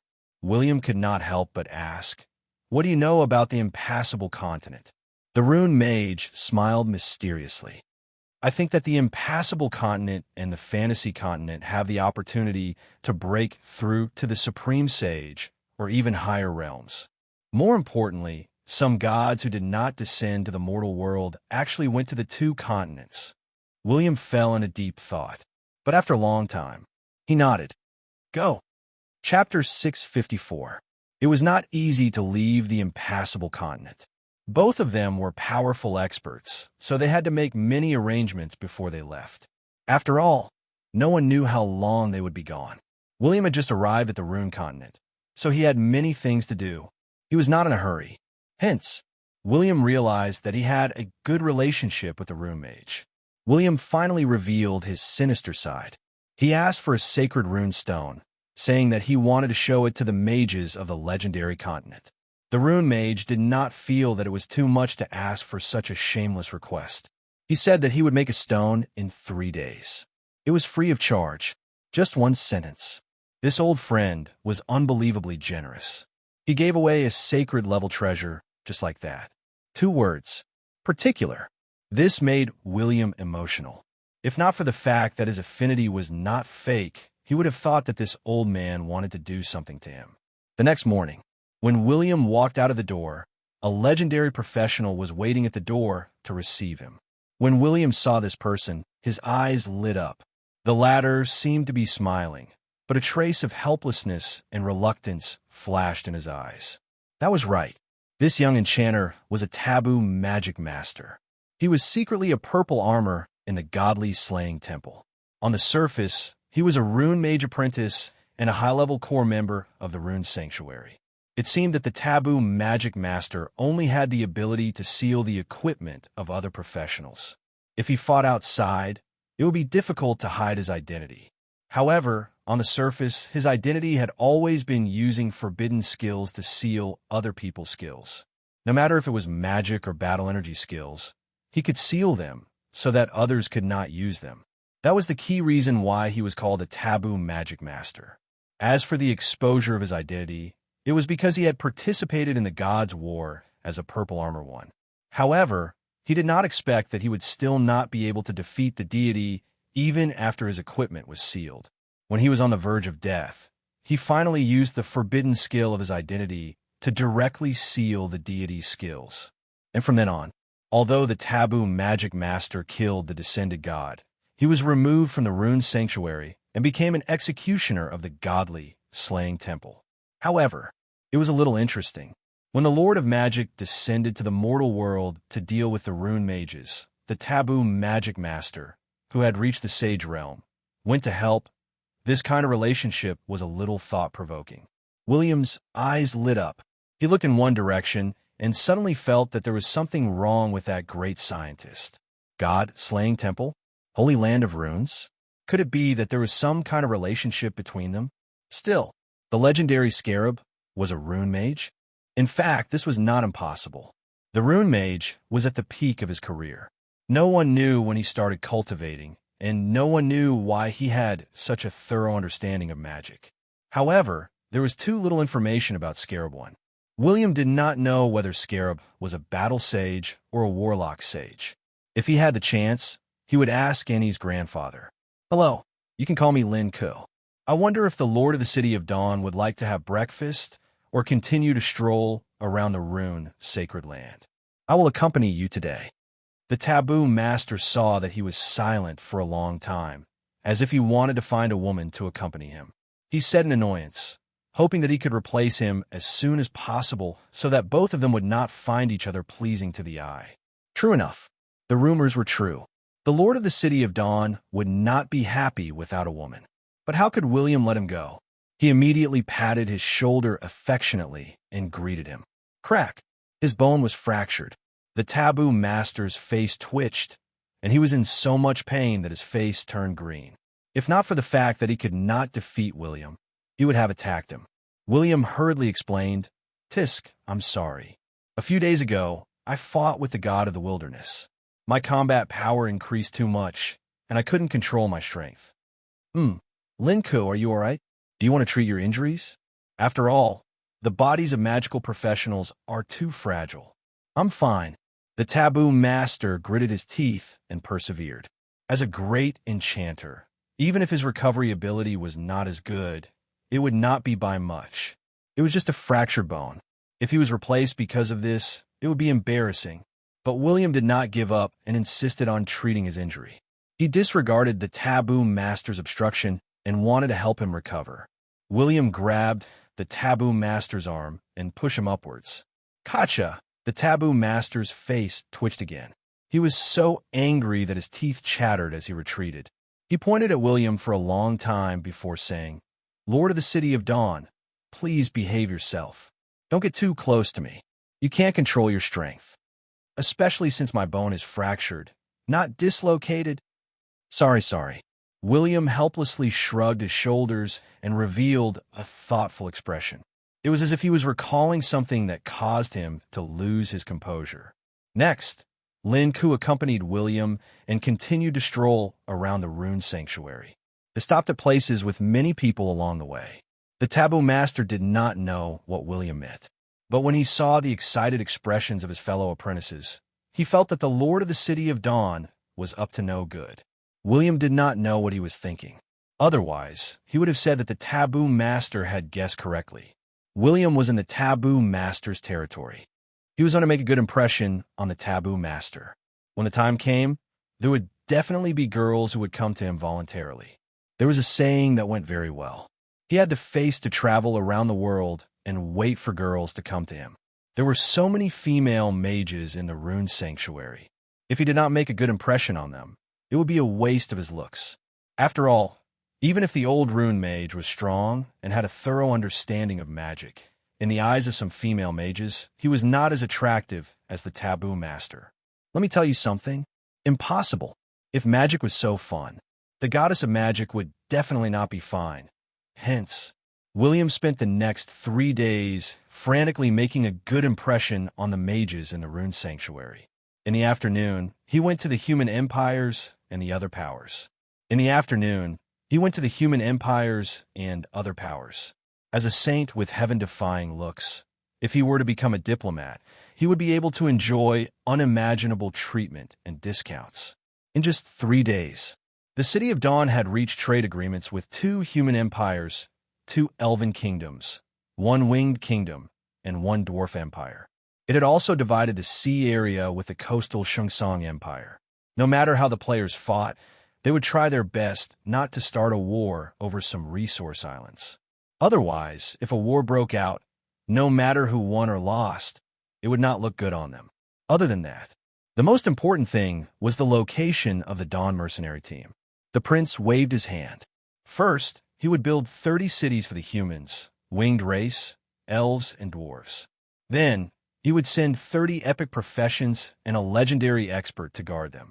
Of course, in this era, a legendary expert was powerless. This legendary expert was mainly responsible for conducting PY transactions with the various powers and discussing the details of the cooperation. But the City of Dawn was the first faction to cross continents in version 5.0. It immediately attracted a lot of attention on the forum. Regardless of which nation the players were from, all of them exclaimed in surprise. What attracted the most attention was the number of NPC mercenaries and players that the 30 Dawn mercenary team branches would attract. The Chinese players did not dare to enter the Rune Land for fear of being surrounded.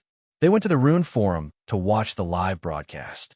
The most famous live broadcast was Stray Cat. He was a young Caucasian youth.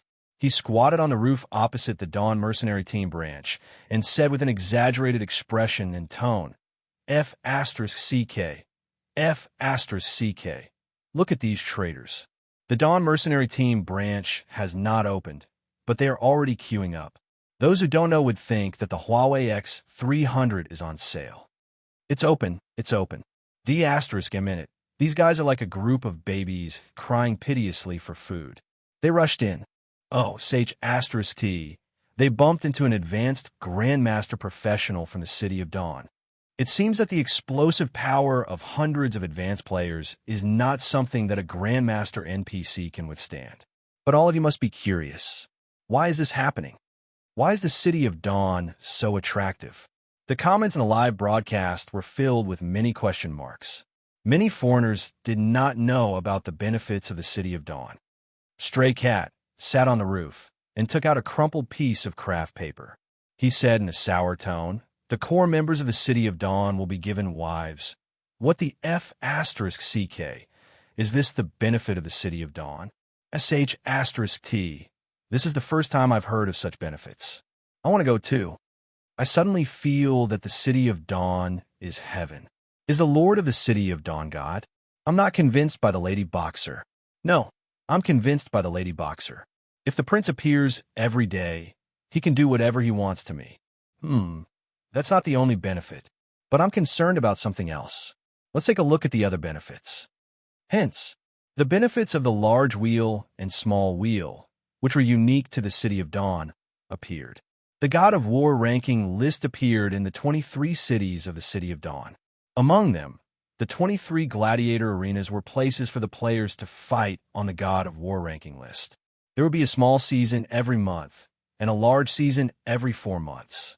The top 1,000 players in the small season would receive rewards. The first place would receive a piece of legendary equipment. The second place would receive an epic equipment. The third place would receive a piece of dark gold equipment. And the 4th to 10th place would receive a piece of gold equipment. But the large season was different. The top 10,000 players would receive rewards. The first place would receive 2 pieces of legendary equipment. Since the City of Dawn had 23 cities, there were 23 rankings on the God of War ranking list. As a result, at least 23 God of War in the large season would receive 2 pieces of legendary equipment. Of course, the God of War ranking list could not be used to obtain points from other regions. But the foreigners could not imagine such a great benefit. They were so envious that they drooled. Apart from this, it was the Heaven's Chosen Child tournament that was held every year. The champion would receive the title of the Lord of the City of Dawn, as well as custom-made legendary equipment sets, legendary manuals, and so on. In short, the benefits were extremely good. In addition, the stray cat kept talking about the many achievements of the City of Dawn. Furthermore, she had countless missions. For a moment, many foreigners enter the City of Dawn's branch. They suddenly realized something. Their own camp compared to the City of Dawn. That was a younger brother. Chapter 655. The 30 branches of the Dawn mercenary team had been established. Within a day, they had recruited 100,000 NPC mercenaries and more than 600,000 players. William looked at the continuously increasing data, and a farmer's smile appeared on his face. If there are no accidents, this continent should be able to easily recruit 1 million players in the next month.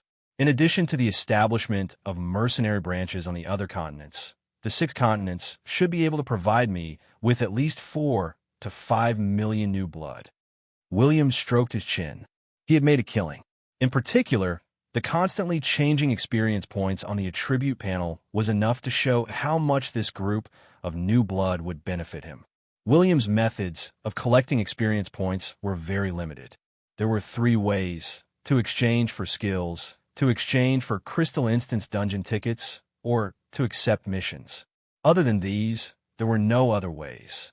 The City of Dawn was a big business, but it could not allow players to use experience points to exchange for equipment. If he dared to do this, the players would rather lose 10 levels to exchange for experience points until they went bankrupt. In version 5.0, the Chinese players basically had no need to exchange for skills. Other than reaching a new level, the players would not exchange for skills.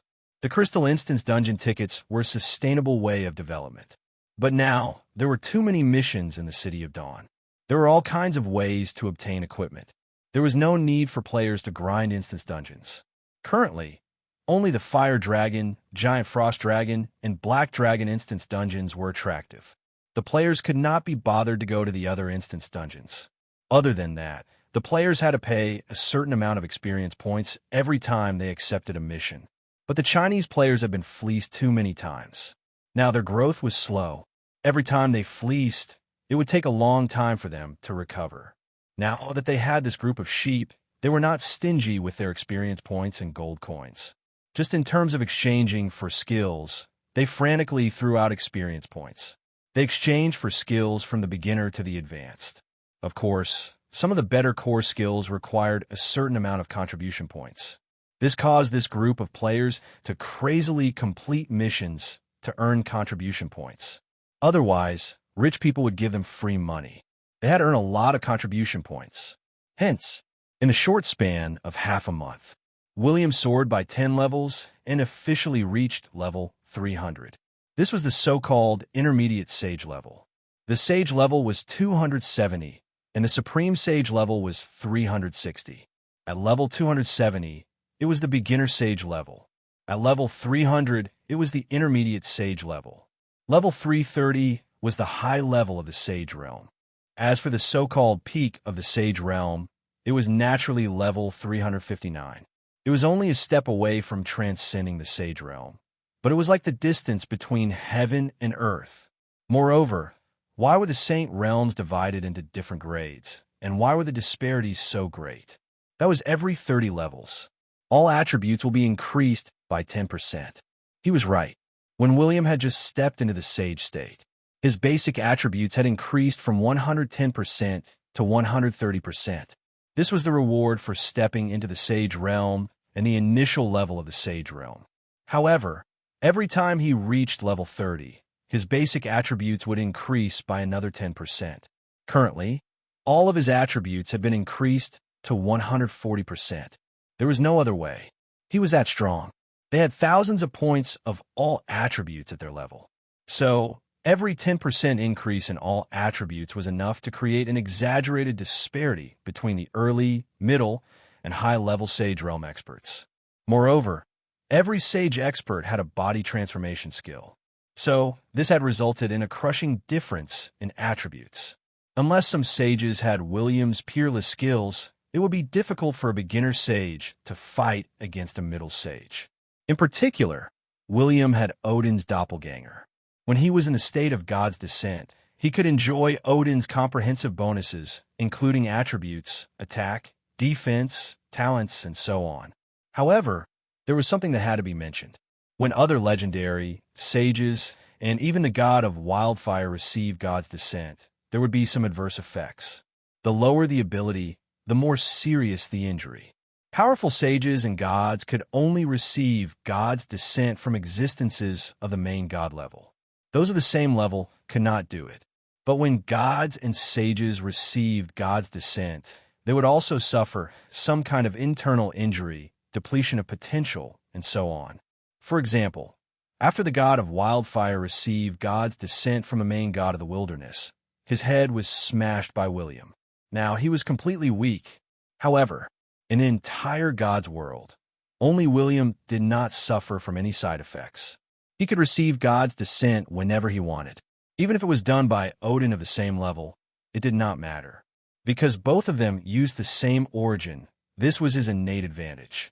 In the City of Dawn, after Moses inspected the sacred rune stone, it was placed in the City of Dawn. Any great mage would have a chance to observe it. Enchanters had 2 chances. Legendary great enchanters had 3 chances. The sacred rune stone was equivalent to the inheritance stone in the immortal cultivation world. It contained all kinds of magic skills, and the fated ones could obtain some unique magic skills.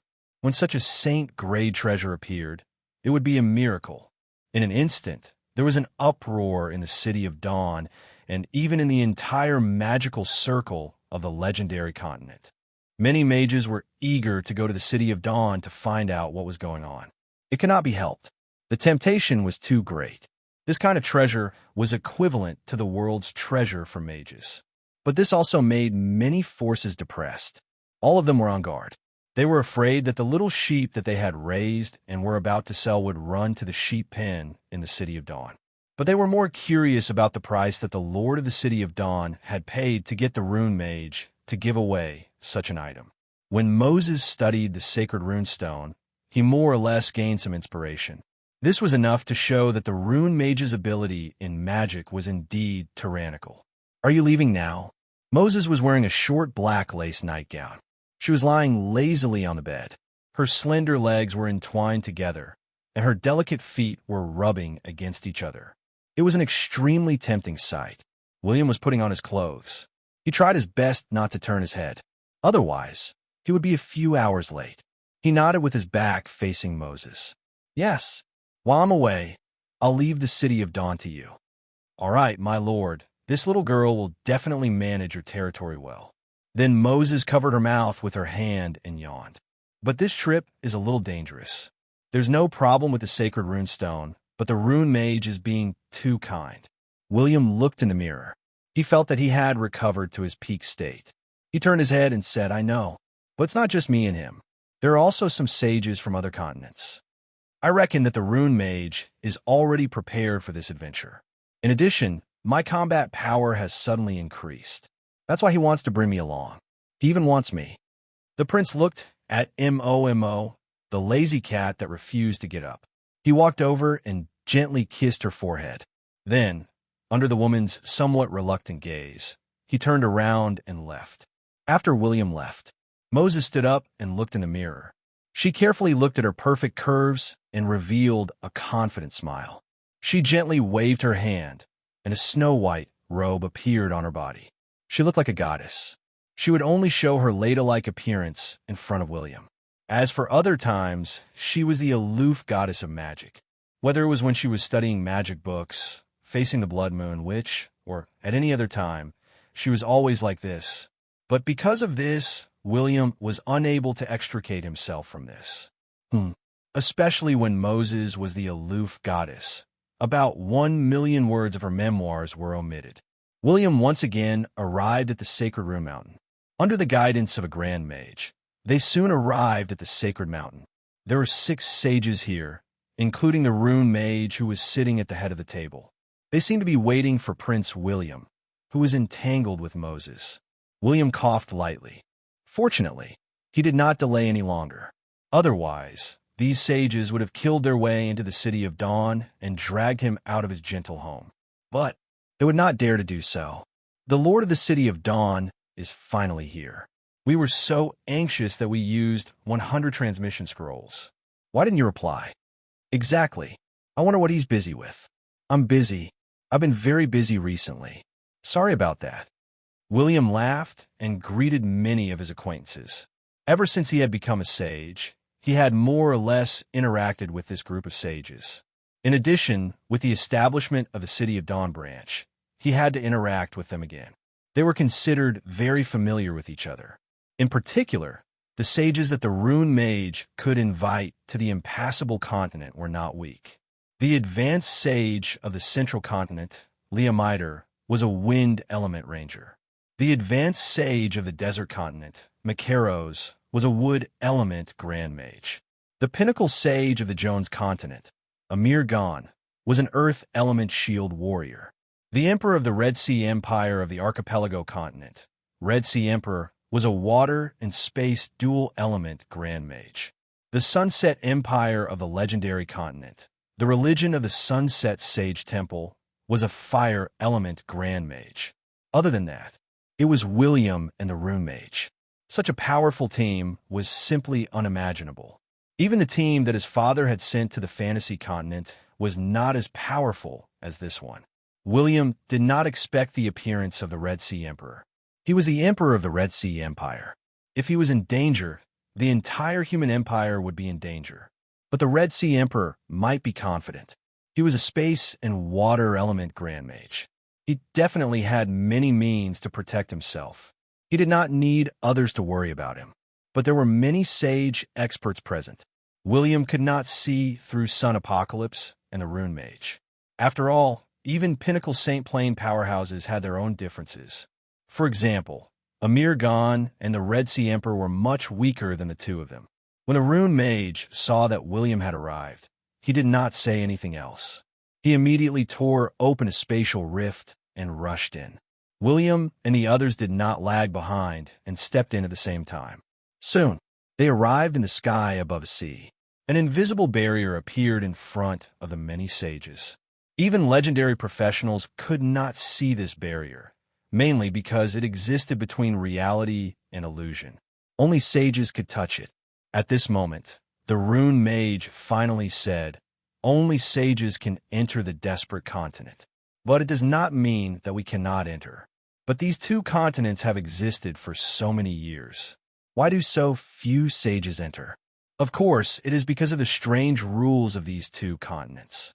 It is enough to corrode the sage experts, especially the desperate continent, which is full of chaos, despair, and killing.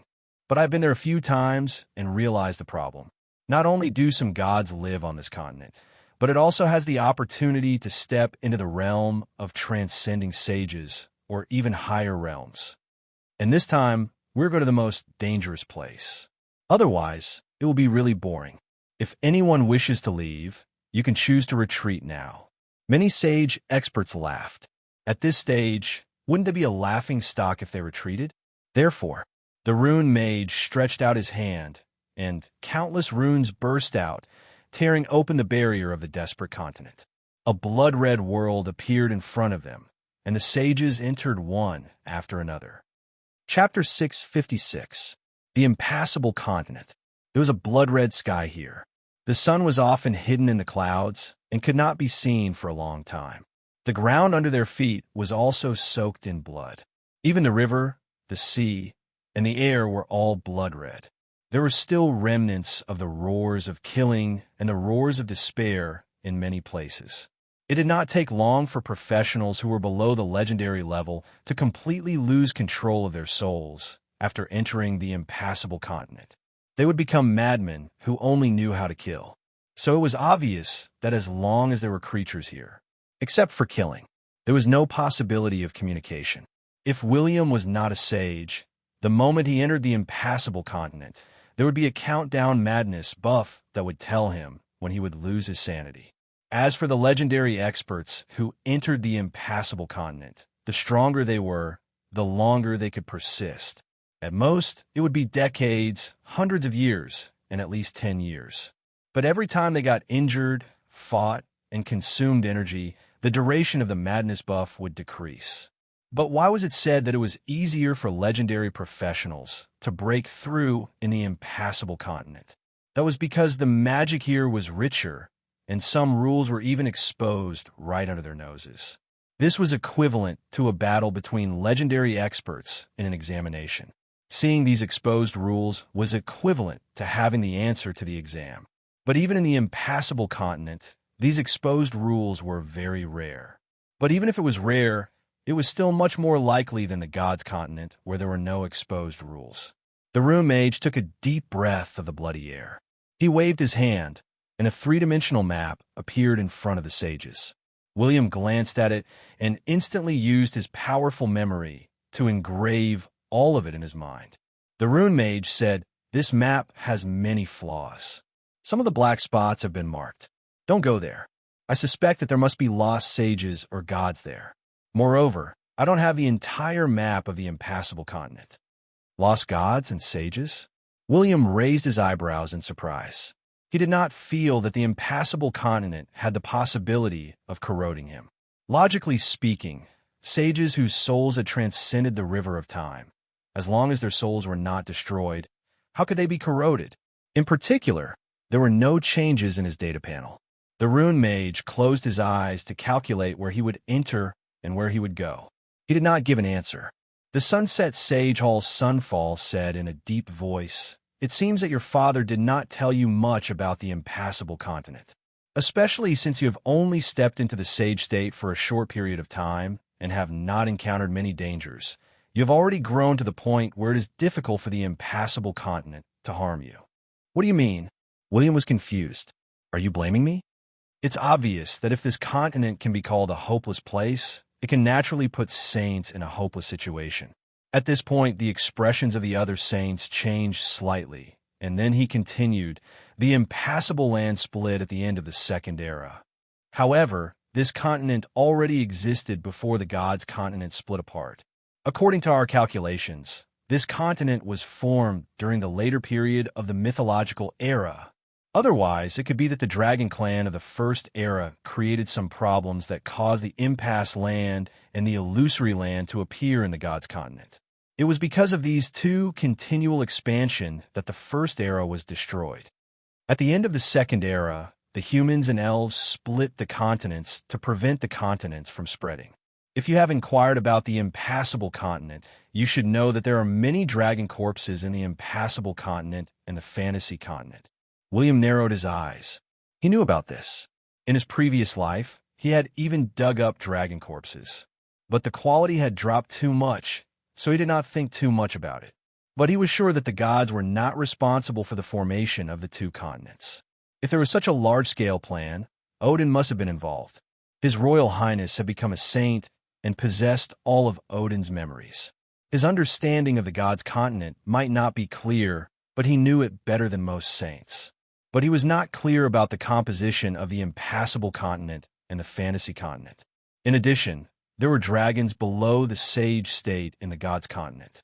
The sage dragons were all in the Dragon Valley.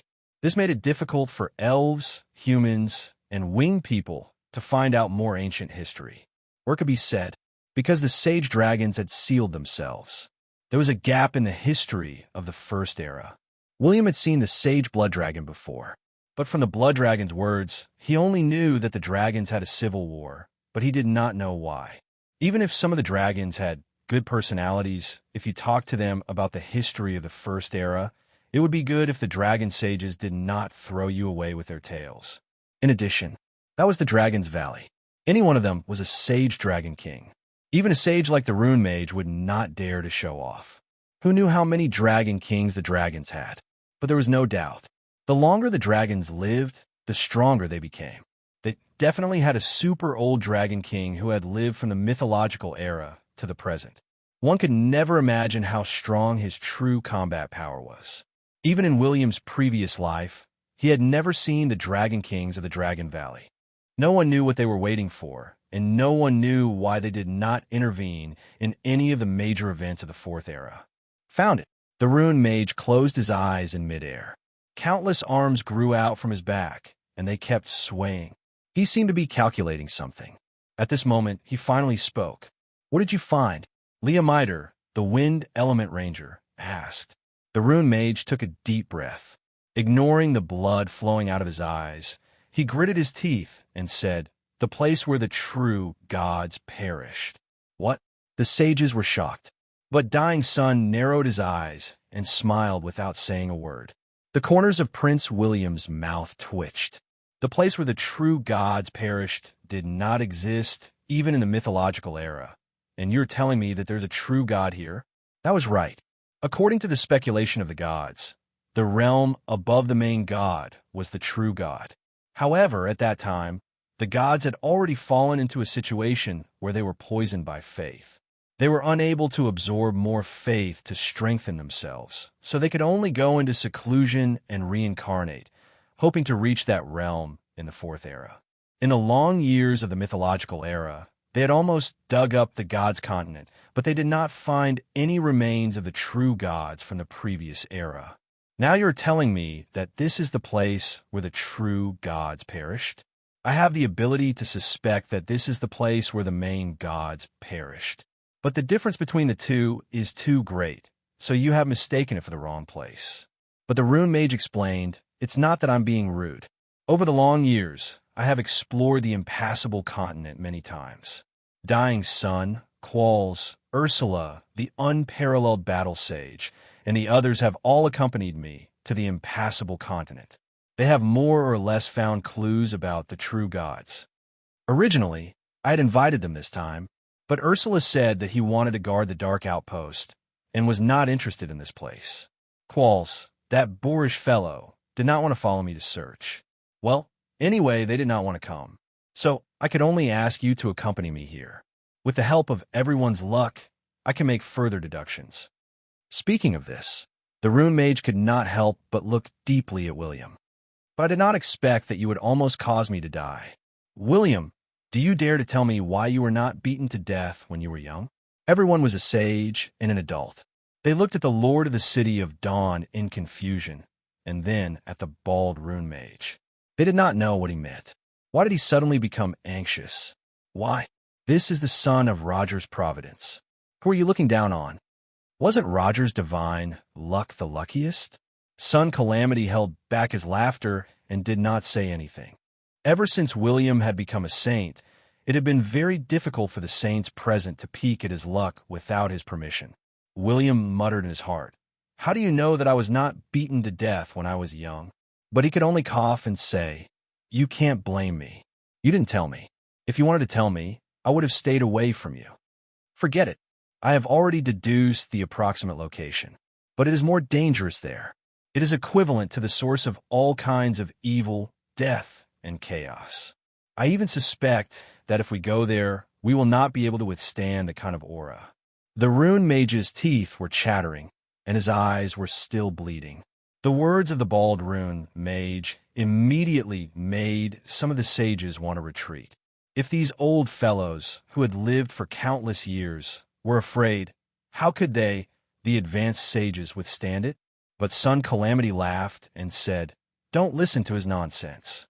In the central region of the impassable continent, there are always some gods and sages looking for secrets. We just have to be careful of them." Gods and sages? Some people raised their eyebrows. They did not know who would win. The Rune Mage seemed to have guessed what these people were thinking. He immediately said, "To be honest, if the few of us return to the gods' continent, if there is no Pope of Light, we could become the rulers of the continent. But for so many years since the beginning of the Second Era, some of the seemingly fallen old fellows have actually hidden in the impassable continent and the fantasy continent. There are many peak sages, including Scarab from the Godly Slaying Temple, the leader of the Church of Magic, the previous popes of the Temple of Light who had faked their deaths, and many sages from other forces who had faked their deaths. William's expression changed drastically. The other three advanced sages were also dumbfounded, but they thought about it carefully.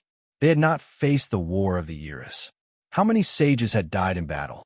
There were only a handful of them. As a result, many sages had died in the various forces, especially the Temple of Light. In the short span of 10,000 years, 2 holy pontiffs had fallen and gone missing. What a pity! But that was the situation. Some people had suspected it, but because of their status, they did not know much about it. But William was also dumbfounded. Had he made a mistake? Was the rune mage not Scarab? Damn, he had thrown a smokescreen at him again. But he did not expect that. There were so many sages in the impassable continent and the fantasy continent. Scarab, he knew it. The chessboard of the sages was not small, especially the place where the true gods had died. Where was that place? What was the relationship between the dragon race and the 2 continents? That was right. After the battle with the Thunder God, he had disappeared without a trace. Was he here too? It seems like the dragon race, elves, humans, and serpents all have a huge secret. What's going on? Why do I suddenly think that the gods are pushovers? Damn, no. I have to fight for the gods. William secretly clenched his fists. Chapter 657. The area of the impassable continent was not smaller than that of the legendary continent. In addition, various rules were often exposed to the outside world.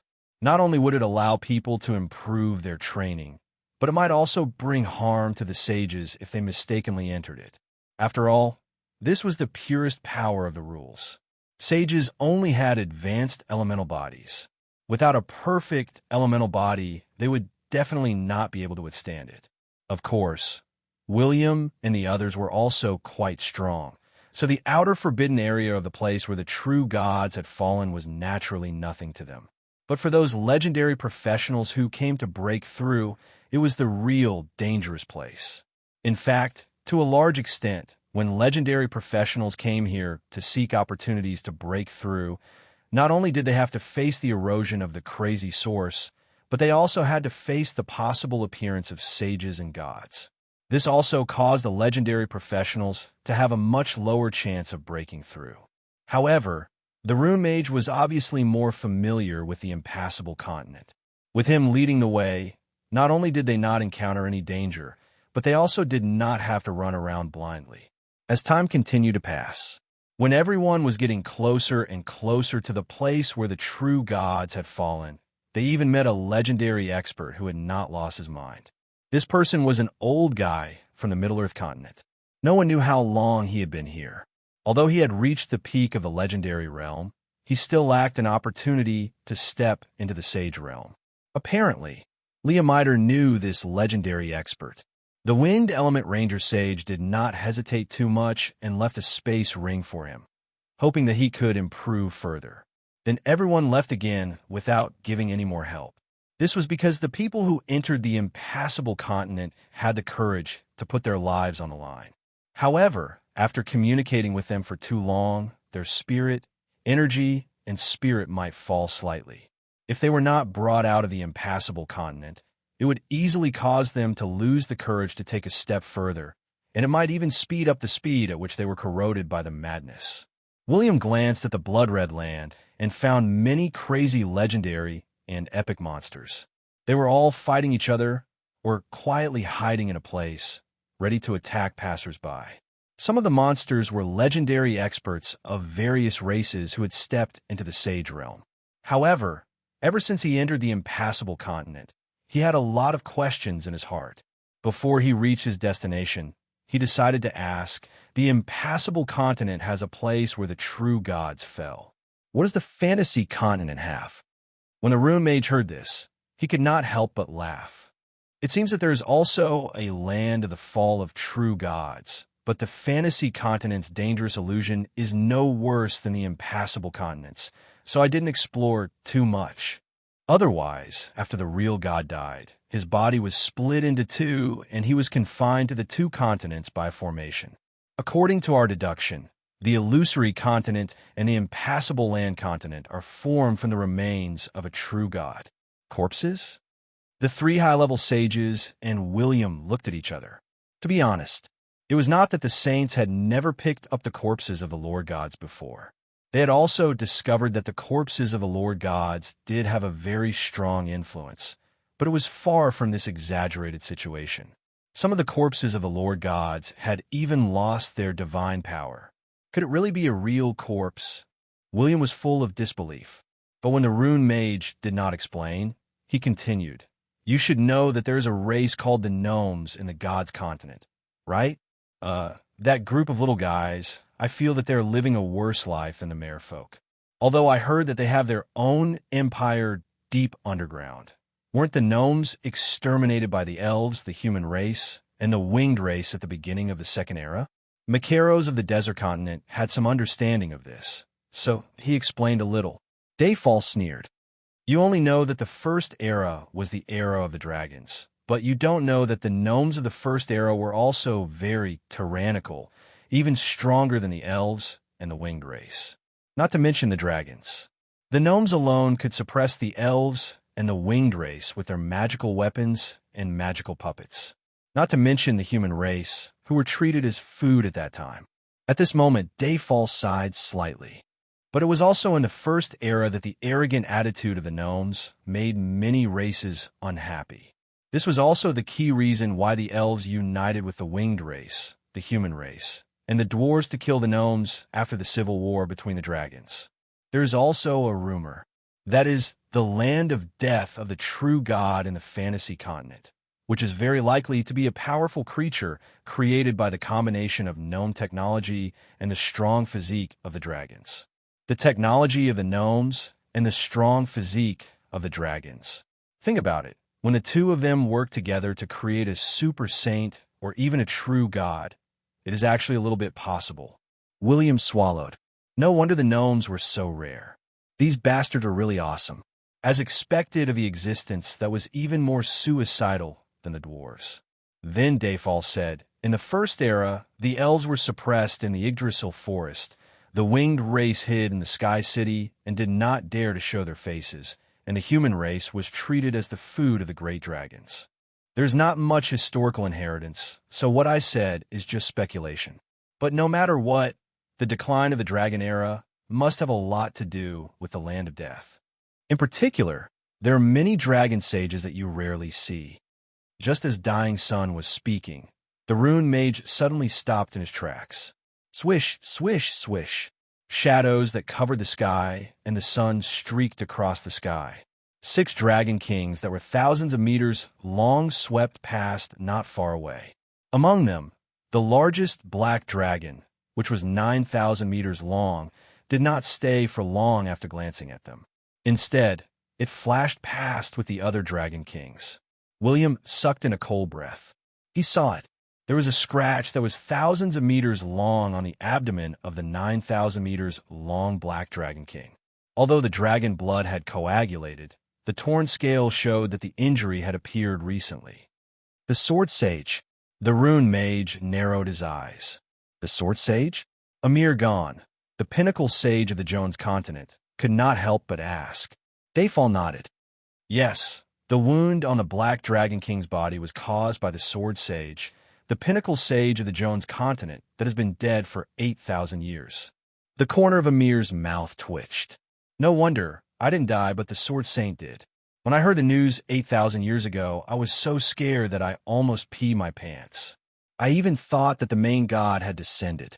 8,000 years ago, Amir Ghan was an intermediate sage professional. He was a small fry. Yes, he was a weakling. William was a weakling. The two could not be compared. Macaros raised his eyebrows. What's in the land of death?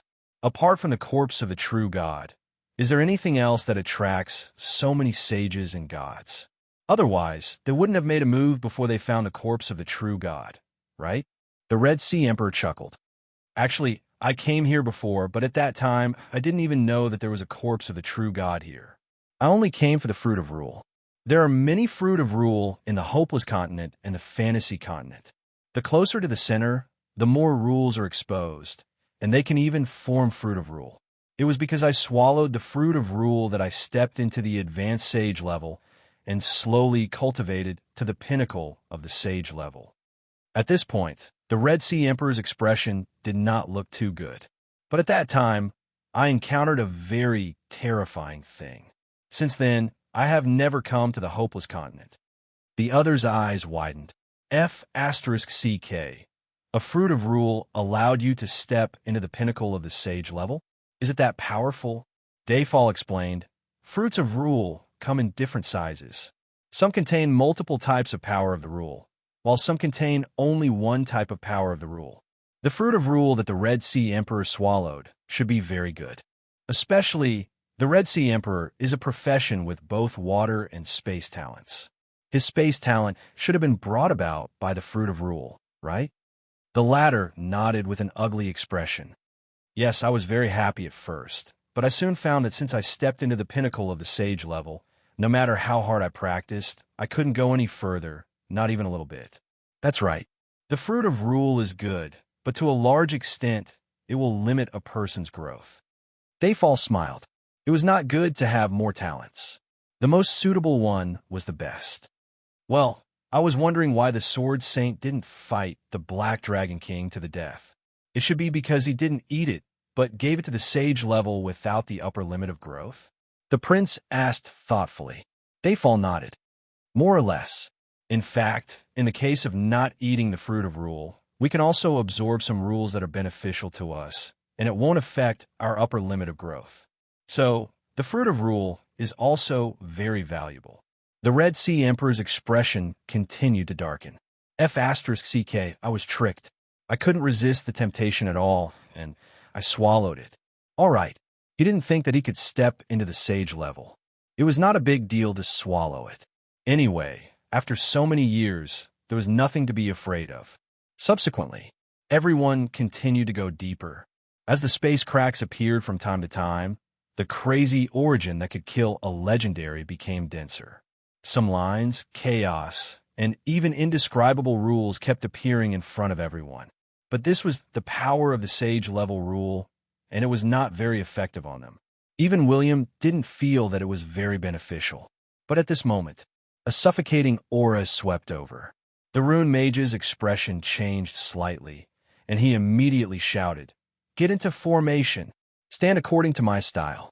Metal, wood, water, fire, earth, wind, thunder, space, time." Everyone didn't hesitate. They suddenly understood why the Rune Mage looked for them. D*MN, this old silver coin knew that they would encounter such an accident. Macaro's wood element. The Red Sea Emperor, water element, space element. Dayfall, fire element. Emile Dare, earth element. Leomido, wind element. William, thunder element. No one knew the attributes of the Rune Mage, but he could use metal and time magic at the same time. For a moment, the magic formation was completed. In an instant, everyone formed a chaotic magic shield, and their auras reached the sage level. Chapter 658. Danger was approaching, but it was not a humanoid creature. Instead, it was a blood-red airwave that was tens of thousands of meters long. It dispersed in all directions at an incredible speed. Buzz. Bang, bang, bang. The defensive shield formed by William and his companions was instantly deformed. It was pushed back by the airwave, creating a chasm that was thousands of meters long on the ground. But they did not dare to act rashly. Like reefs in the sea, they continued to exert their strength to block the waves of blood-red airwaves. Fortunately, it did not take long. 10 minutes later, the last wave of blood-red airwave disappeared completely.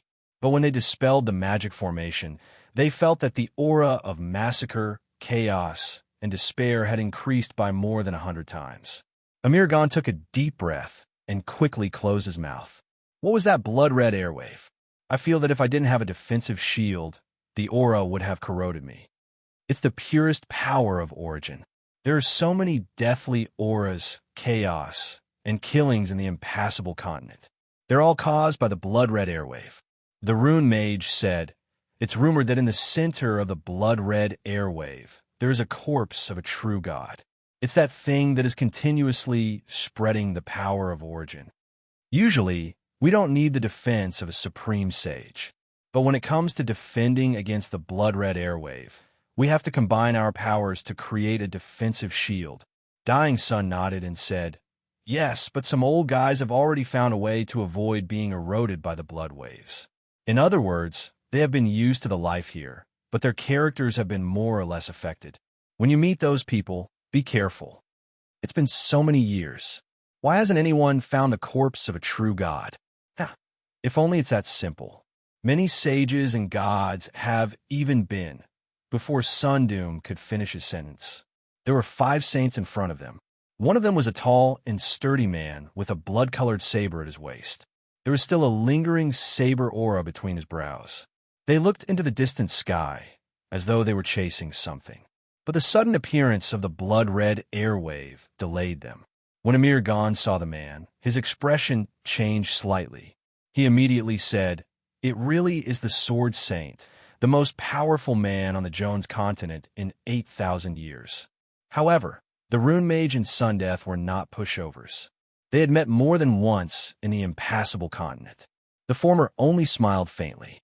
Dying Sun said calmly, "You haven't died after so many years, and you haven't made any progress. It seems that you're not doing well." The Sword Saint glanced at Dying Sun and then at the Rune Master, not intending to say anything, even if there seemed to be some grudges between them. However, at their cultivation realms, they were basically evenly matched. There was no need for them to fight. William thought that they would miss each other, but the Sword Saint suddenly glanced at him and looked at the Heaven's saber at his waist. All of a sudden, an inexplicable sense of danger appeared. Some cliché scenes of killing and robbing suddenly appeared in the prince's mind, but it never occurred to him that he might be the one being robbed. At this moment, suddenly, someone walked out from behind the Sword Saint. It was a female advanced sage expert. She wore a pair of gloves on her slender hands, which looked more like boxing gloves made of dragon skin. The Rune Mage looked at her and said, "Venus, Lotus, an advanced sage grandmaster of combat from the Jones continent. She is very strong and has the experience of flirting with many male sages. She hasn't seen a newcomer for a long time, so she wants to tease you. Don't get angry, they will leave soon." The female saint strode forward with her long legs, her eyes shining as she walked towards the prince. William's mouth twitched when he saw this scene. He thought to himself, "Aren't you the captain? Even if these be asterisk stars don't go overboard, I don't want to flirt with them. Especially when this woman looks at me with possessive eyes. She doesn't have a good impression of me. *CK infidel. She deserved to be killed." Venus Lotus slowly walked towards William, accompanied by the laughter behind her. She even stretched out her fingers in an attempt to hook William's chin teasingly. William narrowed his eyes and tilted his head to avoid her. He said, "Please conduct yourself with dignity.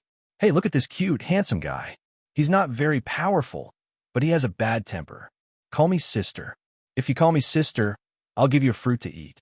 Venus Lotus took out a walnut-sized rule fruit and placed it between her red lips. Her seductive intention was too obvious. The Sword Saint was also enjoying the show. He grinned and said, "I'll give you 5 hours to enjoy yourself. That Saint mid-level kid's face is quite handsome. I want to peel off his skin and put on my body. Newcomer, let me tell you, this is the impassable continent. Even if you follow the Rune Mage here, he can't protect you forever. You might get separated at any time. Oh, I have a bigger fruit here. Give me that sword, and I promise you that you will reach the peak of Sage." Sun Calamity and the rest did not speak. They just quietly looked at William. Respect had to be earned through fighting. This was extremely important in the Gods continent. It was even more important in the impassable continent, especially when facing this group of old farts. If he wanted to gain their respect, he could only use his fists.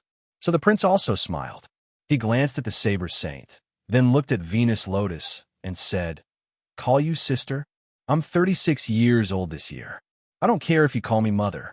Then call me mother. Quick, baby, call me mother." Venus did not despise this. After hearing William's age, she became even more excited. What the **CK? William was so angry that he laughed. He licked his lips. He was not going to be polite. He said in a sarcastic tone, "You're so coquettish. Is it because the muscular man in your team can't satisfy you?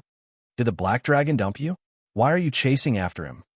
Or perhaps none of the monsters in the entire impassable continent can satisfy you?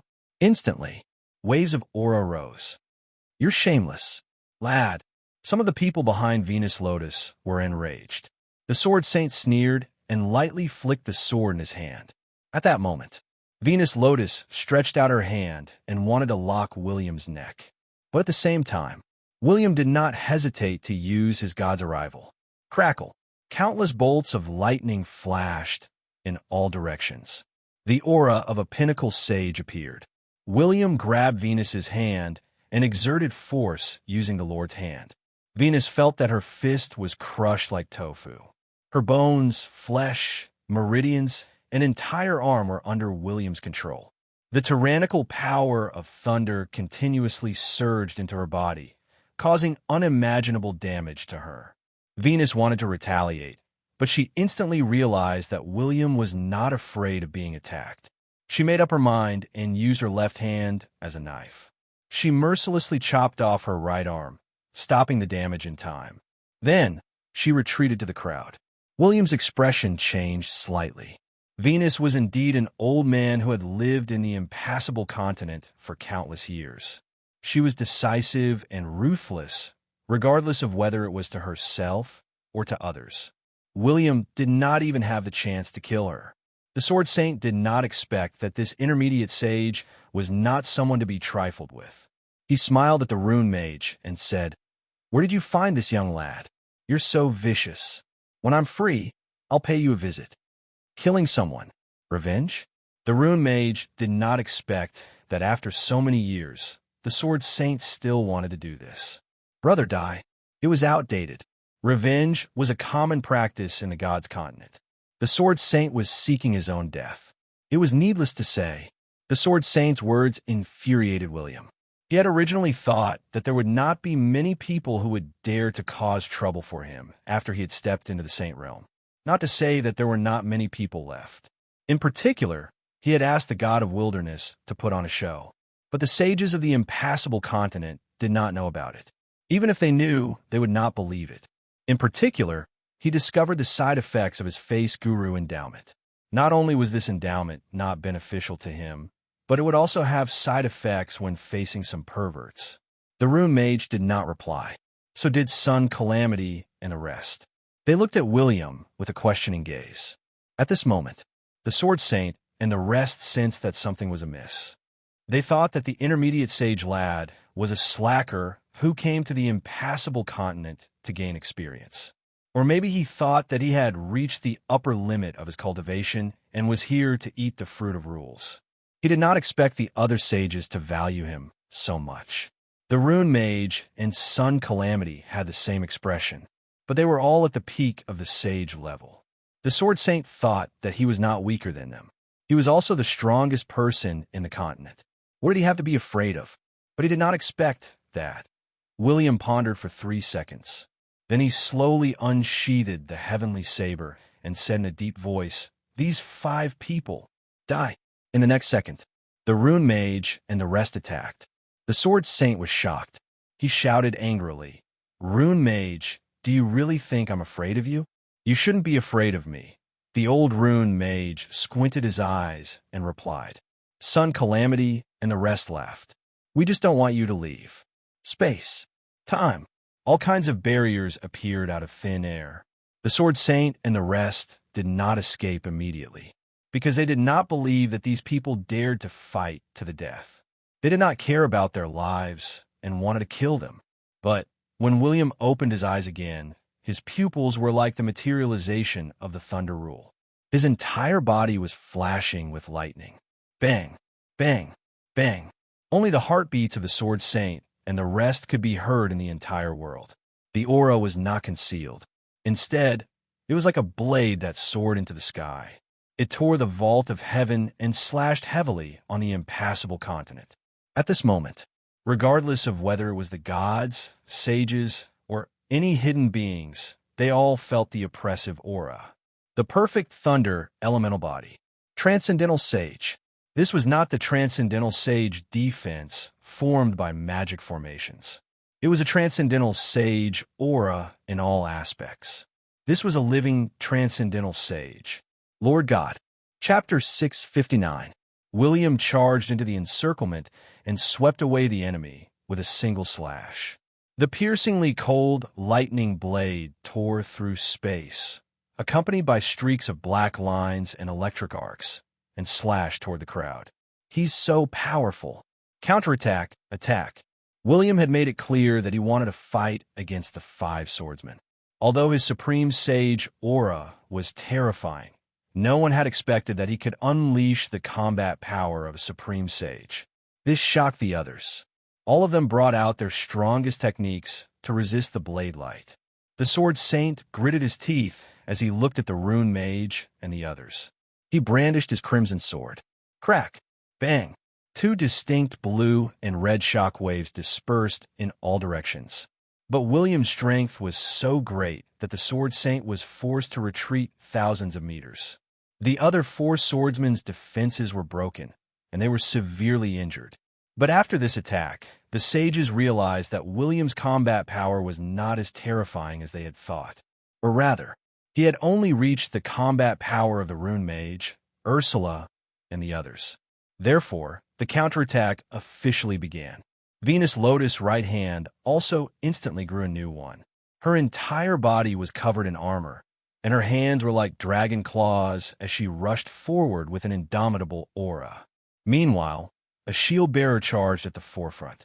The shield in his left hand was enlarged by hundreds of times, and it was like a huge mountain pressing down. The chivalrous saint continued to shoot powerful arrows from afar, accompanied by penetrative fire arrows.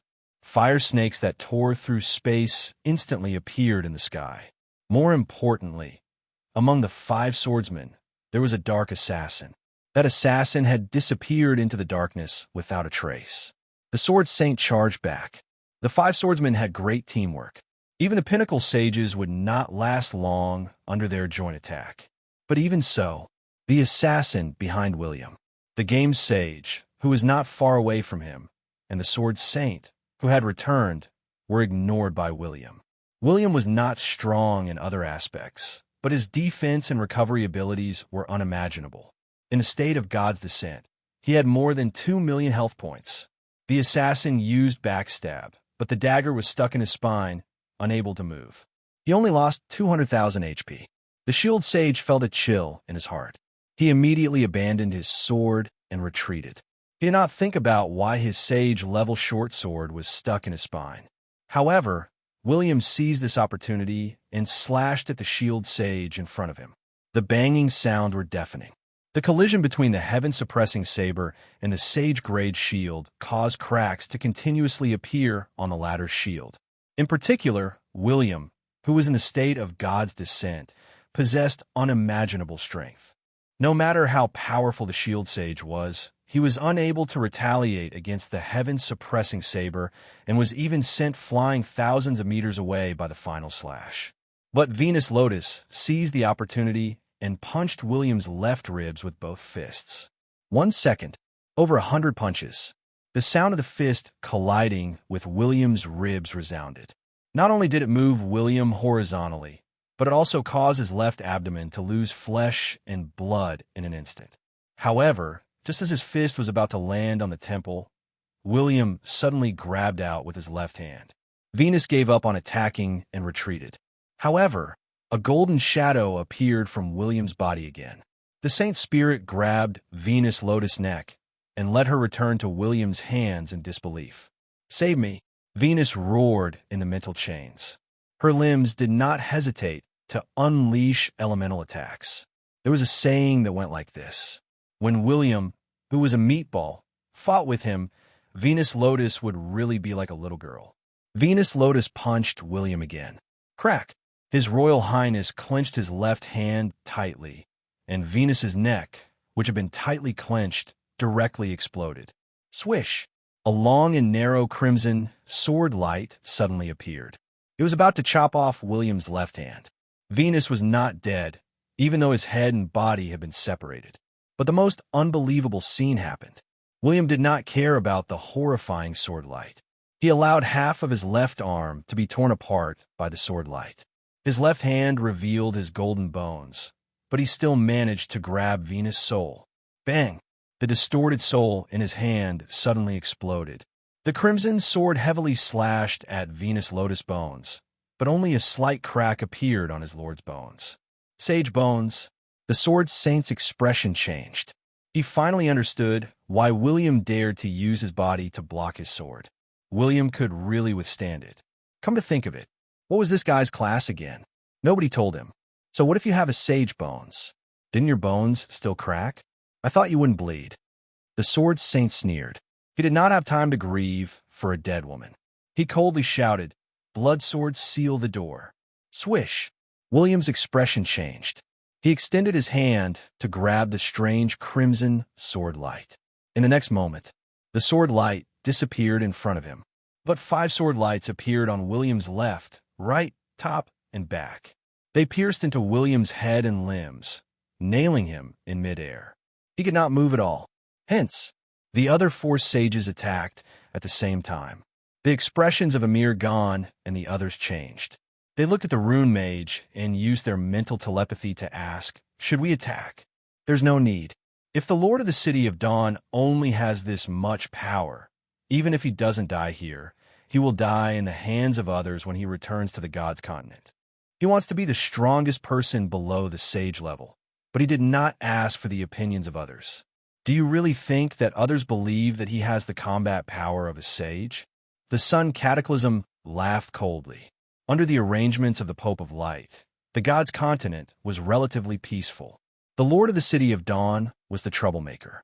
He wanted to become an expert who was second only to the Pope. He wanted to use this status to gain benefits in the various continents.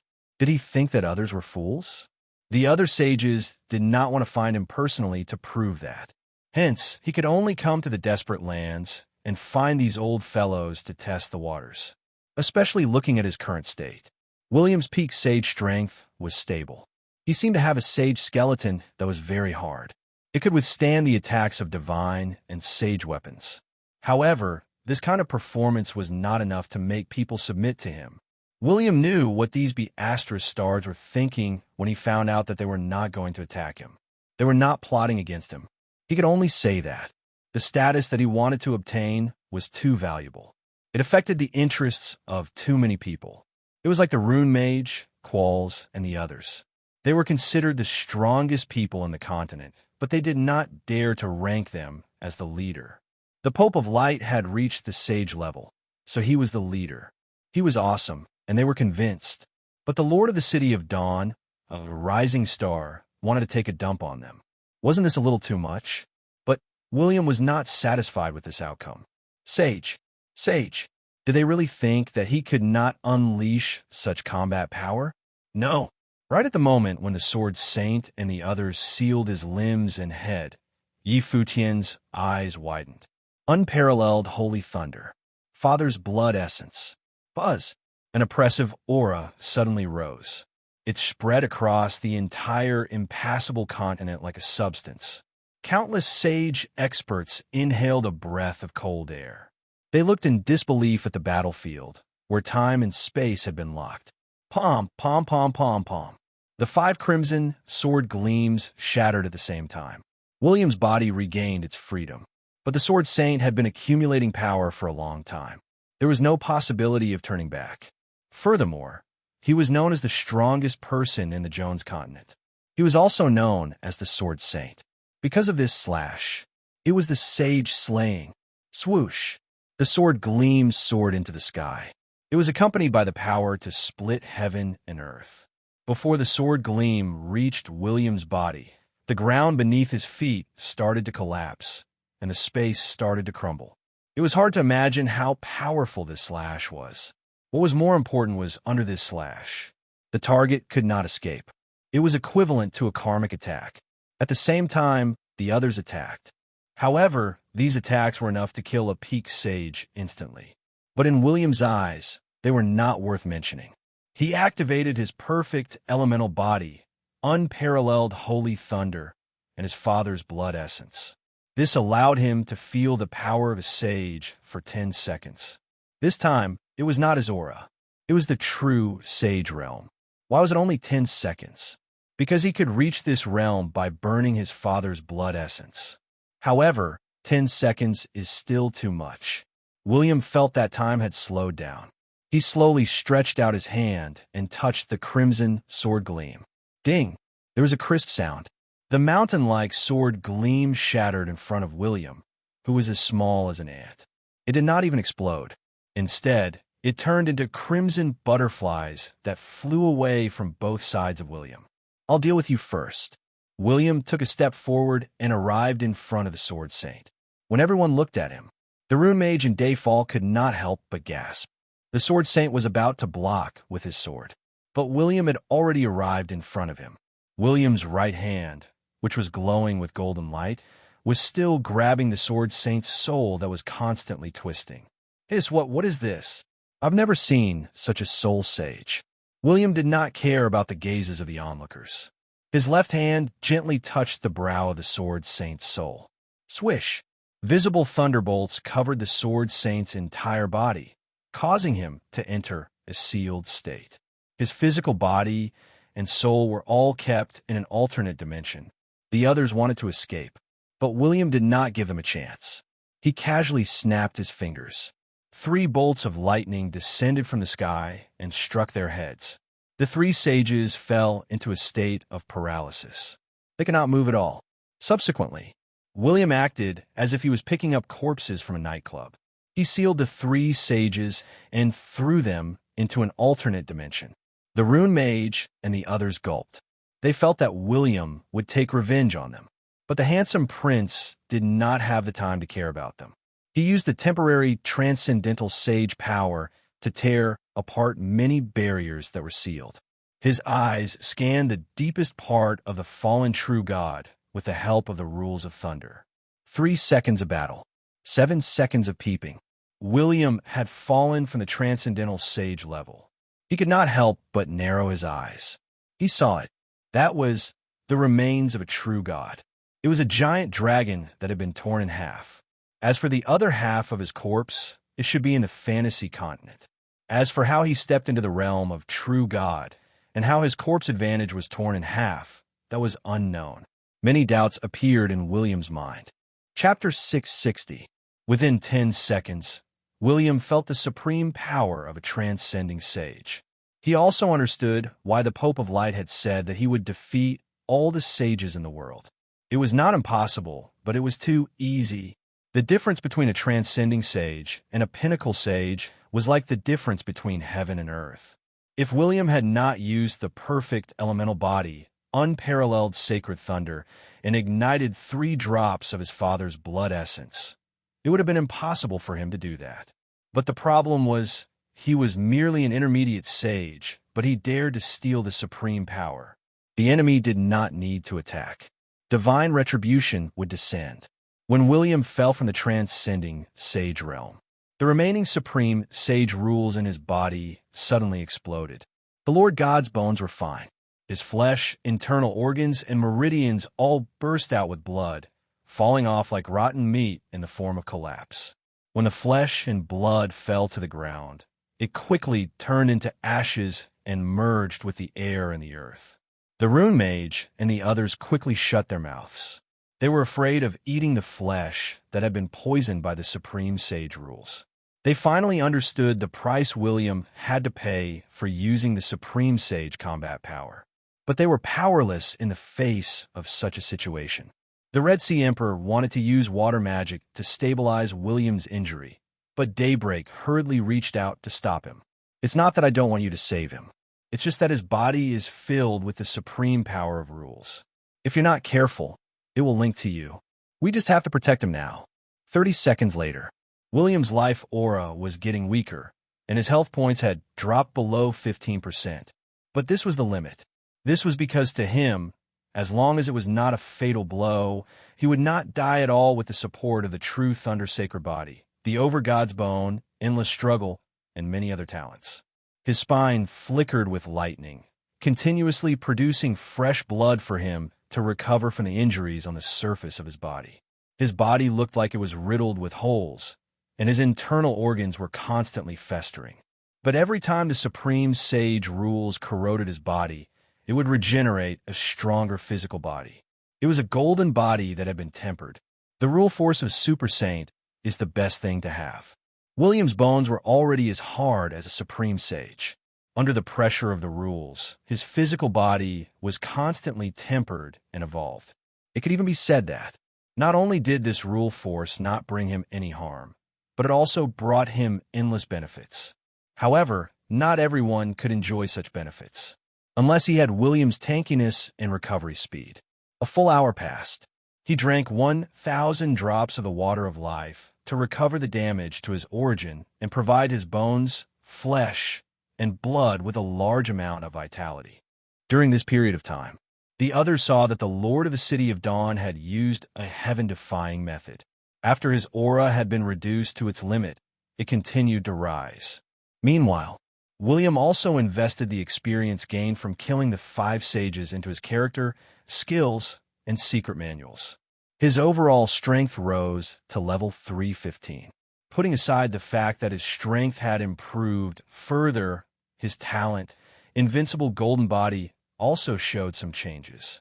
His 1 point of stamina equals 3 points of defense had now become 1 point of stamina equals 3. 2 points of defense. Do not underestimate this 2-point increase. In front of his 7,000 plus stamina, this was equivalent to 1,400 points of defense, which was even greater than the defensive power of a god equipment set. It almost meant that he would not need to wear any defensive god equipment set from now on. His physical body had already become an existence comparable to a divine artifact. He did not know how much time had passed. William integrated the supreme sage rules in his body into his physical body. He finally heaved a sigh of relief. He smiled and said, "I'm sorry, I've scared everyone. Every time I use the supreme sage power, my strength will increase. But it's a little too torturous. Basically, unless I'm facing absolute danger, I won't use this move. It hurts. I like to train slowly. I don't like this rapid advancement method." The sages fell into deep thought. Seriously, they really wanted to beat someone up. But now, besides the Supreme Pontiff of Light, no one could defeat him. But then again, could you teach me this move? I seem to be lacking a teacher. I want to become stronger too. Sun Calamity and the others were so envious that they almost drooled. But no matter whether William could still have that kind of combat power, they were really convinced now. It was not that they did not want to take advantage of William's misfortune, but when someone was so strong that he could easily kill them, their jealousy, indignation, and anger would turn into envy and admiration. Just now, William had the ability to crush them to death, but he had not done so. This showed that both sides trusted each other. In this way, were they going to befriend someone who was bound to become a supreme sage, or were they going to kill him while his aura was weakened? Kill him. A heaven-suppressing blade, an unknown amount of life potion, a warm corpse, and the bodies of a few sages that William had captured alive. There were many benefits, but could they help William reach the supreme sage realm?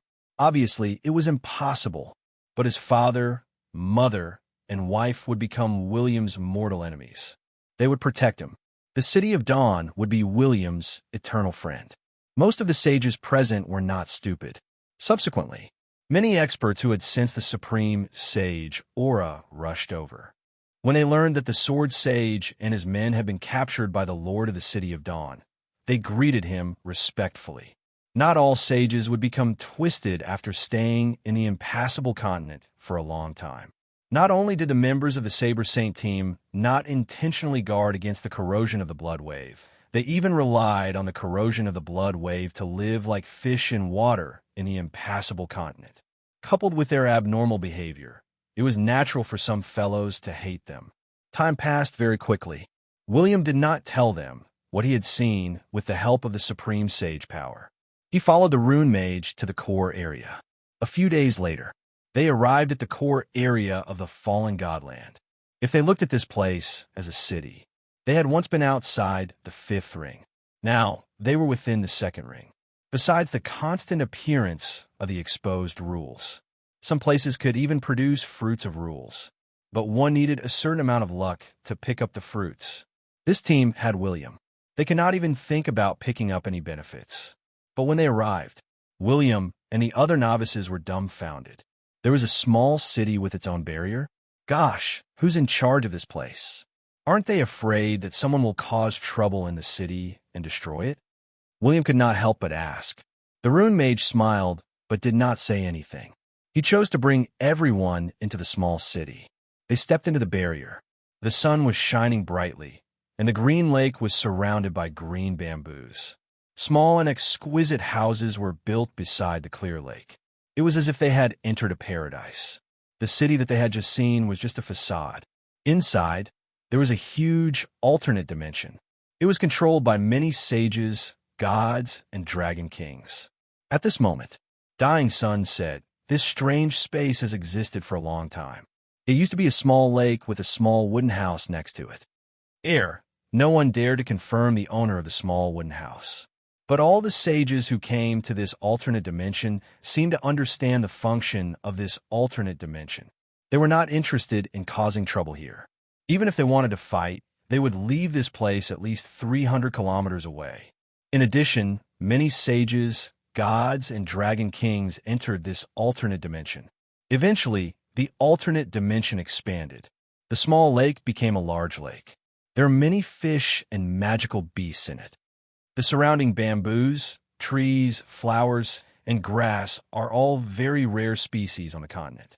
They have all kinds of values. Thus, this place is relatively peaceful. The corners of William's mouth twitched. He had nothing better to do than to build a small town in the impasse continent. But he still asked, "How's the housing price?" The Rune Mage's mouth twitched. He replied, "How's the housing price? This is a resting and communication area for the sages. There are many empty spaces. You can build your house wherever you want. No one will care. That's good. Let them move. I'll build a city by the lake and you can buy houses. How about that?" Once he said this, some sages, gods, and dragon kings who were chatting, playing chess, or daydreaming looked over. They seemed to be wondering who this shameless brat was. They looked at each other. No matter how they fought outside, they had to kill this brat first. Hence, William chuckled and exposed the aura of his soul origin. Instantly, everyone's expression changed. They had sensed it. The young brat in front of them was the ferocious person who had displayed the power of a sage, especially since the news spread quickly. They had long heard of the news that the Saber Saint team had been annihilated by him alone. Hence, their expressions changed from anger to laughter. They hurried to greet son Calamity and his companions, and looked at William with mischievous gazes. His Royal Highness was also looking around. In this alternate dimension, there were 231 houses, which meant that 231 sage experts had been here. But there were only 63 people in the small town. Among them, there were 13 pinnacle Holy Plane professionals.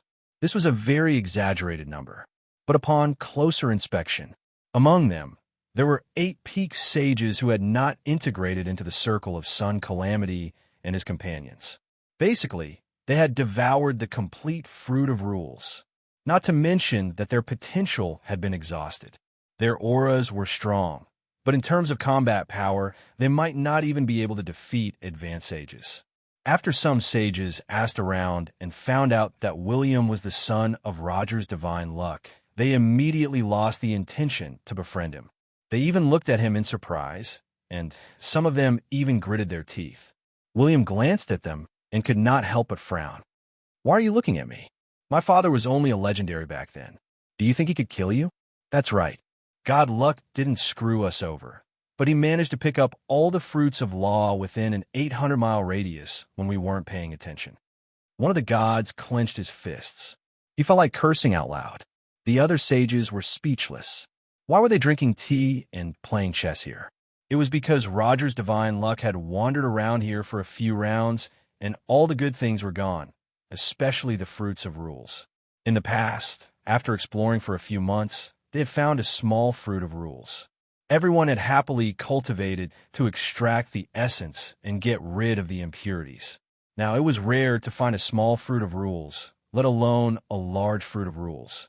If Rogers had not left for more than 10 years, and the fruits of rules had recovered, there would have been more idlers in the alternate dimension.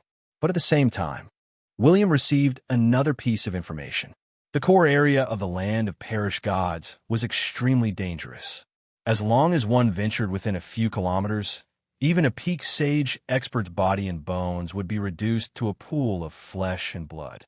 Even their souls would not be able to escape. They would all be integrated into the earth. But these people still stayed here. They were waiting for the period of decline of the land of perished gods. Once in 100 years, every time they entered the land of perished gods, they would have the opportunity to obtain a large number of fruits of rules, and even some divine and sacred weapons. Some people even went there to find the remains of the true gods. And this time, the period of decline.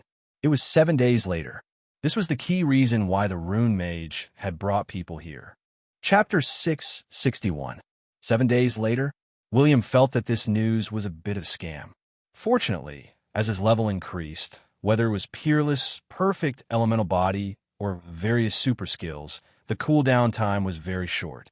At most, it would only be 24 hours. He was not afraid that he would not be able to fight when the time came. However, if only he could become slightly stronger.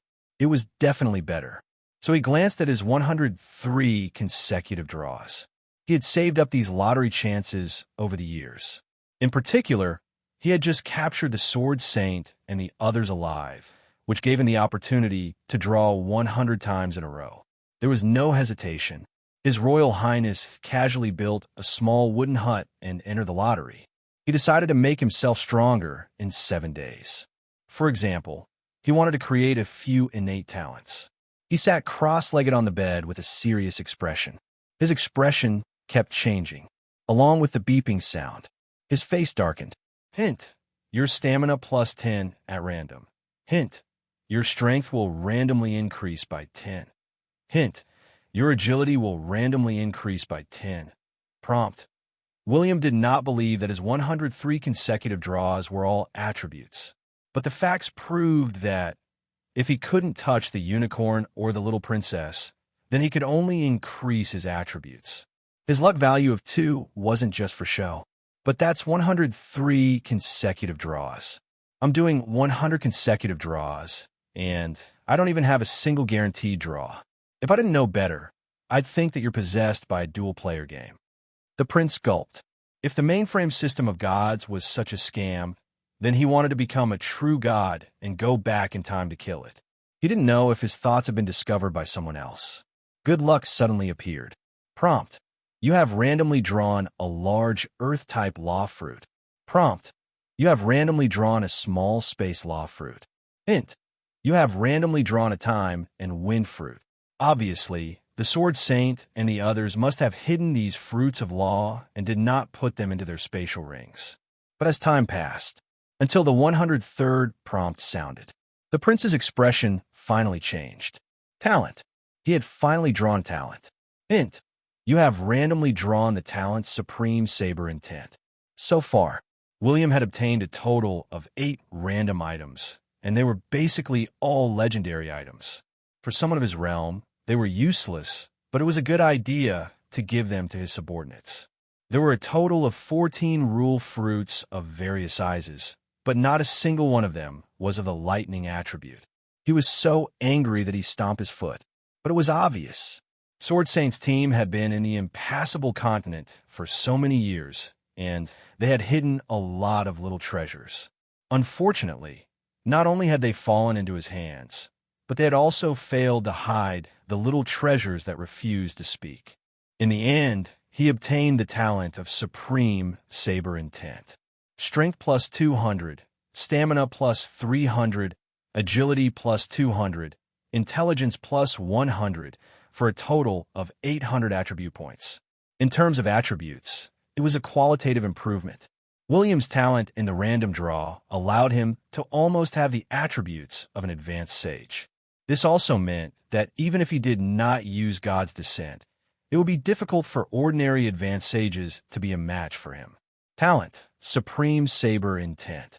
Your use of the saber has reached an extraordinary level. Any saber you use will increase your attack power by 20%. When you use a saber, For every 30% reduction in health, your attack power will increase by 10%, up to a maximum of 30%. You can transform any close combat weapon skill into a saber skill.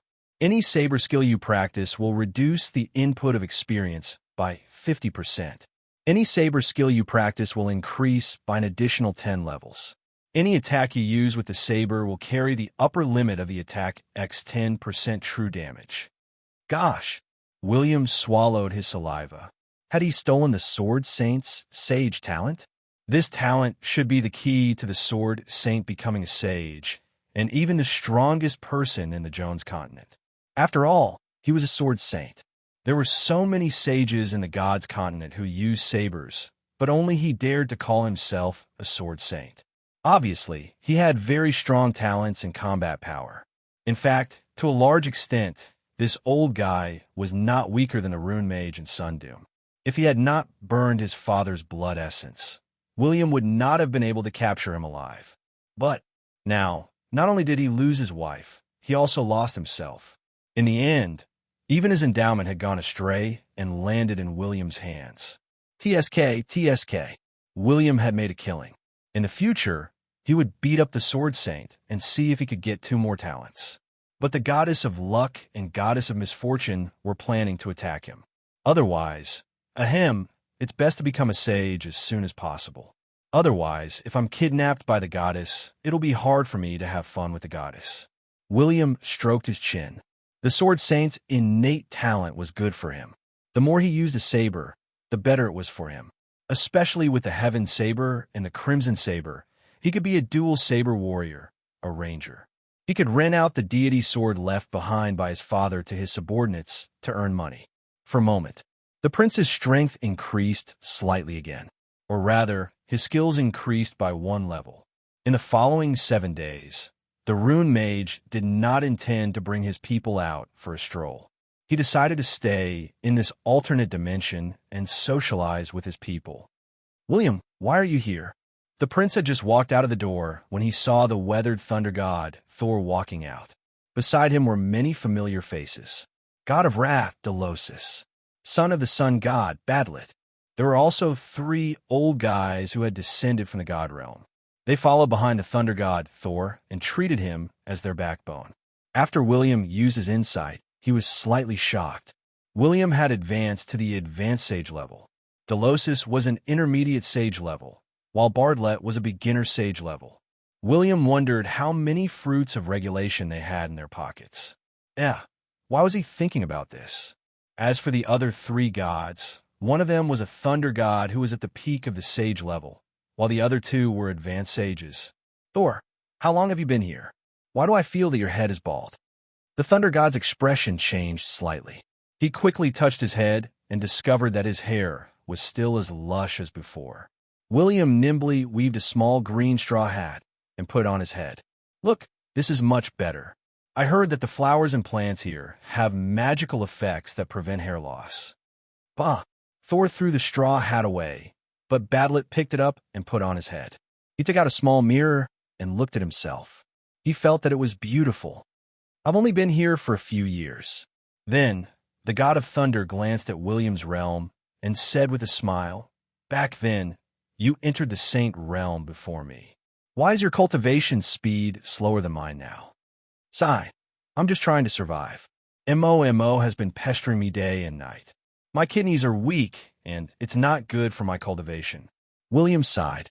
Before the bootlicker, Thor could feel jealous. He said, What's the name of your little girlfriend? Yes. She's called Ai-me-er. Her nickname is Mimi. She's a water enchanter. TSK. I went to the war-ending empire a few times, and she pestered me to ask where you went. Fortunately, I'm a kind-hearted person. I talked to her through the night, and she forgave you for leaving without saying goodbye. By the way, do you know that there seems to be a F***CKU? Thor was immediately enraged. If Badlet and the others had not held him back, he would have started a fight with Thor. The surrounding sages and dragon kings were also looking at them curiously. William quickly said that he was joking, and the enraged little thunder god turned around and left angrily. But they did not go too far.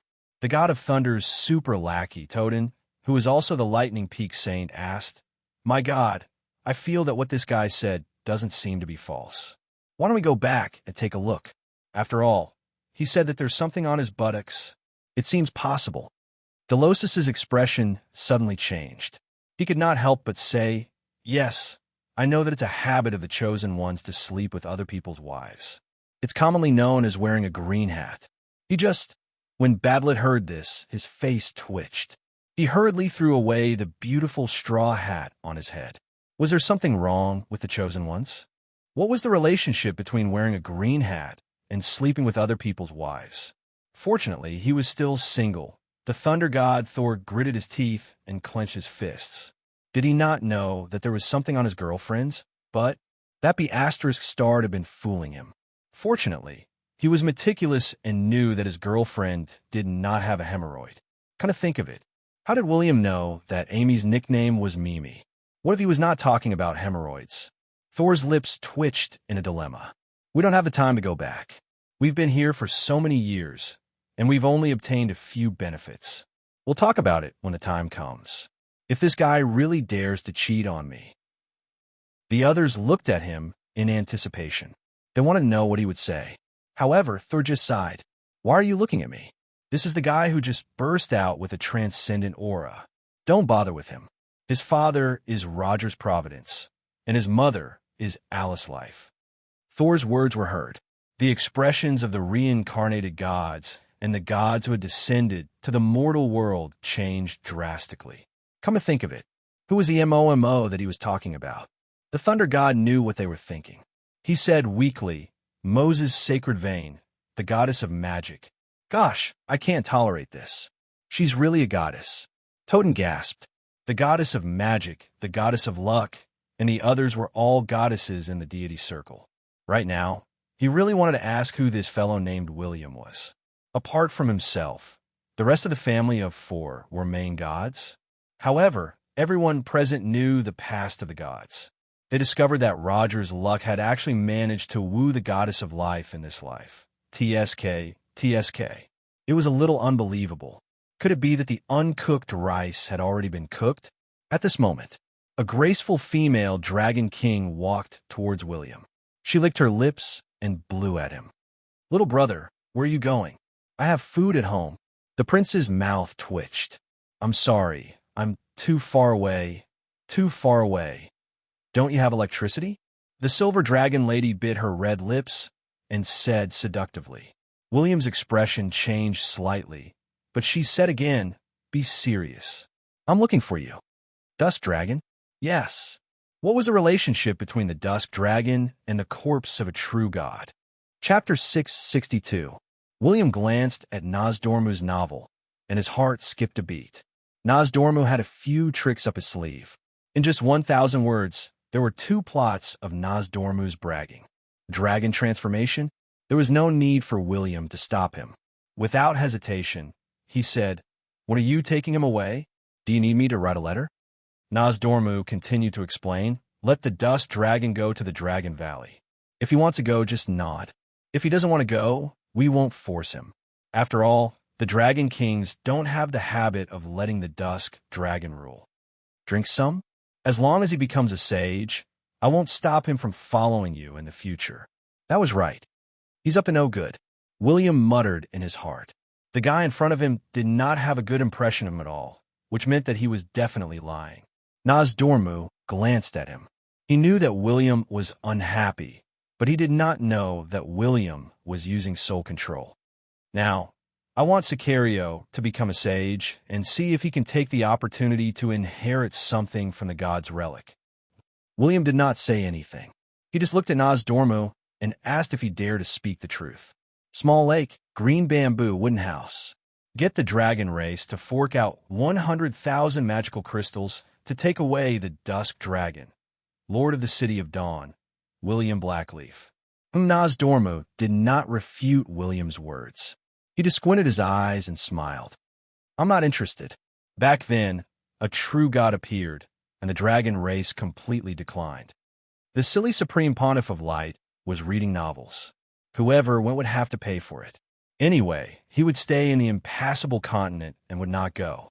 Moreover, after the dusk dragon becomes a sage, he can awaken a third attribute endowment. You don't want him to stay in the legendary realm forever, right? William did not know what Nosdormu was thinking. Otherwise, he would have asked him, why did a dragon king at the peak of the sage level write Dragon Knights conquering the otherworld? Did he like to be ridden?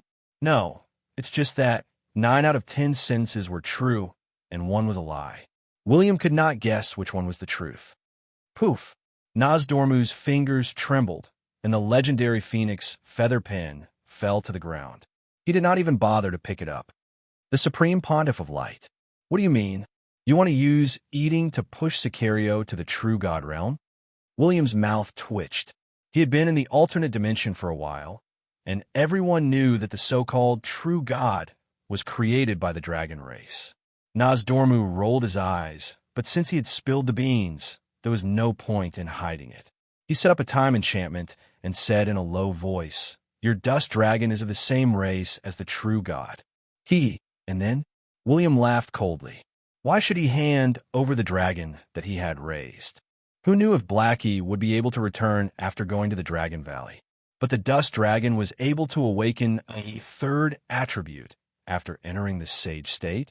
If it wasn't for the fact that he had lived in the impassable continent for a long time, changed his pen name, and had many hidden techniques, he would have wanted to escape from the God's continent.